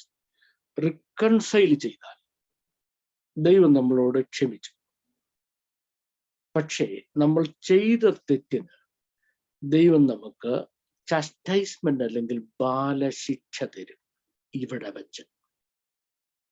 വെച്ച് ബാലശിക്ഷ ഇവിടെ വെച്ച്. ഇനി നമ്മൾ സ്വർഗത്തിൽ ചെല്ലുമ്പോൾ അവിടെ നമുക്ക് ശിക്ഷാവിധിയില്ല. തീക്കടലിൽ വെച്ച് നമുക്ക് ശിക്ഷാവിധിയില്ല. ശോധന ചെയ്ത് നമ്മുടെ പ്രവൃത്തികൾ നല്ലതും തീയതും തമ്മിൽ വേർതിരിച്ച് നല്ലത് പ്രകാശിക്കുകയും തീ അത് എരിഞ്ഞു പോവുകയും ചെയ്യുക. ശിക്ഷാവിധി എന്ന് അതിനെ എടുക്കരുത്. ന്യായവിധി എന്നെടുക്കുക പോലും തെറ്റാണ്. മറിച്ച് വിശുദ്ധന്മാരെ ശോധന ചെയ്യുക. തെറ്റും ശരിയും നല്ലതും ചീത്തയുമായ, അല്ലെങ്കിൽ നല്ലതും നിലനിൽക്കുന്നതും നിലനിൽക്കാത്തതുമായ പ്രവർത്തികൾ നമ്മൾ ഡിവൈഡ് ചെയ്യുക. അതാണ്. അല്ലാതെ സ്വർഗത്തിൽ നമ്മുടെ ശിക്ഷാവിധി അല്ല വിശുദ്ധന്മാർക്ക്. കാരണം ഇപ്പോൾ ക്രിസ്തുവേശുള്ളവർക്ക് ഒരു ശിക്ഷാവിധിയുമില്ലെന്ന്. കാരണം അവർ ജഡത്തെ അല്ല ആത്മാവിനെ അനുസരിച്ച് നടക്കുന്നു. ഞാനത് ക്ലിയർ ആക്കിയെന്ന് എൻ്റെ വിശ്വാസം. അപ്പൊ നമുക്ക് ഞാൻ റിക്കൺസൈൽ ചെയ്തപ്പോൾ ദൈവം എന്നോട് ക്ഷമിച്ചു. പക്ഷെങ്കിൽ അതിന്റെ ബാലശിക്ഷ ദൈവം എനിക്ക് തരും. ബാലശിക്ഷ തരുന്നില്ലെങ്കിൽ നമ്മൾ മക്കളല്ല, കൗലടയന്മാരാണ്. മക്കളാണെങ്കിൽ ബാലശിക്ഷ തരും. അതായത് ഞാൻ ബീഡി വലിക്കുന്ന എൻ്റെ അപ്പം കണ്ടാൽ കൊച്ചിലെ വൈദ്യത്തിൽ ഒരിക്കലും നല്ല തല്ല് തരും. അപ്പത്തിന് വേറെ ആരെല്ലാം ബീഡി വലിച്ചാൽ എൻ്റെ അപ്പൻ അവരെ തല്ലാൻ പോകത്തില്ല. കാരണം അവർ ആ അപ്പന്റെ മക്കളല്ല. അതുകൊണ്ട് Am I clear? Yes, of course. Sir, അങ്ങനെയെങ്കിൽ സ്വർഗത്തിൽ പല വരീസാണ്, പല നിരയുണ്ട്. അവരവരുടെ നിരയിൽ എന്ന് പറയുമ്പോൾ ഈ ശിക്ഷകൾ, ഈ തെറ്റുകൾ ചെയ്തവർക്ക് ഇവിടെ ബാലശിക്ഷ കിട്ടുമെങ്കിലും സ്വർഗത്തിൽ ചെല്ലുമ്പോൾ അതതിന്റെ നിരയിലായിരിക്കുമ്പോൾ അവിടെ ആ നിരയ്ക്കും പ്രതിഫലത്തിനുള്ള വ്യത്യാസം ഉണ്ടാവും. ഉണ്ട്. കാരണം സ്വർഗത്തിൽ ചെല്ലുമ്പോൾ അവിടെ ഓരോരുത്തരും കാര്യം ഈ ഭൂമിയിൽ തന്നെ അപ്പോസ്തലന്മാരും പ്രവാചകന്മാരും ഉപദേഷ്ടാക്കന്മാരും ഇടയന്മാരും ശുശ്രൂഷന്മാരും എന്നുള്ള കാറ്റഗറി ഇല്ലയോ? ഇല്ലേ? ഇതുപോലെ സ്വർഗത്തിലും കാറ്റഗറി ഉണ്ട്. കാറ്റഗറിയുടെ ബേസിലേ നമ്മളാകത്തുള്ളൂ. യെസ്. അതുകൊണ്ടാണ് യഹോവഭക്തന്മാരായ വലിയവരും ചെറിയവരും എന്ന് പറഞ്ഞിരിക്കുന്നത്. ഞാൻ എൻ്റെ ടൈം ഏതാണ്ട് തീരുകയാണ്. ഇനിയും ക്വസ്റ്റ്യൻസ് ഒന്നും ആരും ചോദിക്കരുത്. നമുക്ക് പ്രാർത്ഥിച്ച് അവസാനിപ്പിക്കേണ്ടി വരുന്നു. കർത്താവ് അനുവദിച്ചാൽ നാളെ നമുക്ക് ഈ സമയത്ത് കാണാവുന്നതാണ്. രജിസ്റ്റർ ചെയ്ത് എല്ലാവരും ജോയിൻ ചെയ്യാം. നമ്മുടെ ഫ്രീ കോഴ്സസ് എന്ന് പറഞ്ഞാൽ ഇനി ഒരെണ്ണം കൂടെ ഉള്ളൂ. അത് അടുത്ത വ്യാഴാഴ്ചത്തെയാണ്. ബാക്കി എല്ലാ ക്ലാസ്സുകളും ദയവായിട്ട് അതിൻ്റെ ലിമിറ്റഡ് ഫീസ് അടച്ച് നിങ്ങൾ കയറണം. അത് കഴിയാത്ത ആളുകൾ, ഫീസ് അടയ്ക്കാൻ കഴിയാത്ത ആളുകൾ ഹല്ലേലൂയ കാര്യം പ്രത്യേകിച്ച് പറയണം എന്നുള്ള കാര്യവും ഞാൻ ഓർപ്പിക്കുന്നു. ദൈവം നമ്മെ സഹായിക്കട്ടെ. Thank you. അനുഗ്രഹിക്കപ്പെട്ട നിലയിൽ നമ്മുടെ ഇന്നത്തെ ക്ലാസ്സുകൾ കൈകാര്യം ചെയ്ത കർത്താവിന് ദാസന് ഒരു പ്രാവശ്യം കൂടെ നന്ദി അർപ്പിക്കുന്നു. ഈ മീറ്റിംഗിൽ ആദ്യോടന്തം സഹകരിച്ച എല്ലാ പ്രിയപ്പെട്ടവർക്കും ഒരു പ്രാവശ്യം കൂടെ നന്ദി അറിയിക്കുന്നു.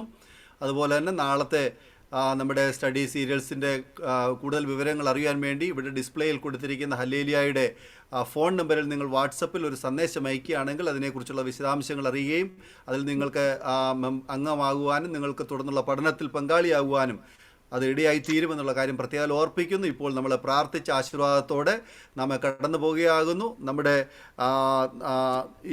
ഇന്നത്തെ ക്ലാസ് ഇത്രത്തോളം അനുഗ്രഹമാക്കി തീർത്ത കർത്താവിന് നന്ദി പറയാം. നമുക്ക് പ്രാർത്ഥിക്കാം. പ്രിയ ബാബു സാറിനെയും തൻ്റെ കുടുംബത്തെയും ദൈവകരങ്ങളെ ഫലമേൽപ്പിച്ച് പ്രാർത്ഥിക്കാം. അടുത്ത നമ്മുടെ ക്ലാസ്സുകൾ അനുഗ്രഹിക്കപ്പെട്ട നിലയിൽ മുന്നോട്ട് കൊണ്ടുപോകാൻ കർത്താവ് സഹായിക്കേണ്ടതിന് നാം ഒരുമിച്ച് പ്രാർത്ഥിക്കുമ്പോൾ കർത്താവിൻ്റെ ദാസൻ pastor Varghese V J pastor ഈ സമയം നമ്മെ പ്രാർത്ഥിച്ച് ആശീർവാദത്തോടെ ആമേ നമുക്ക് കടന്നു പോകാം.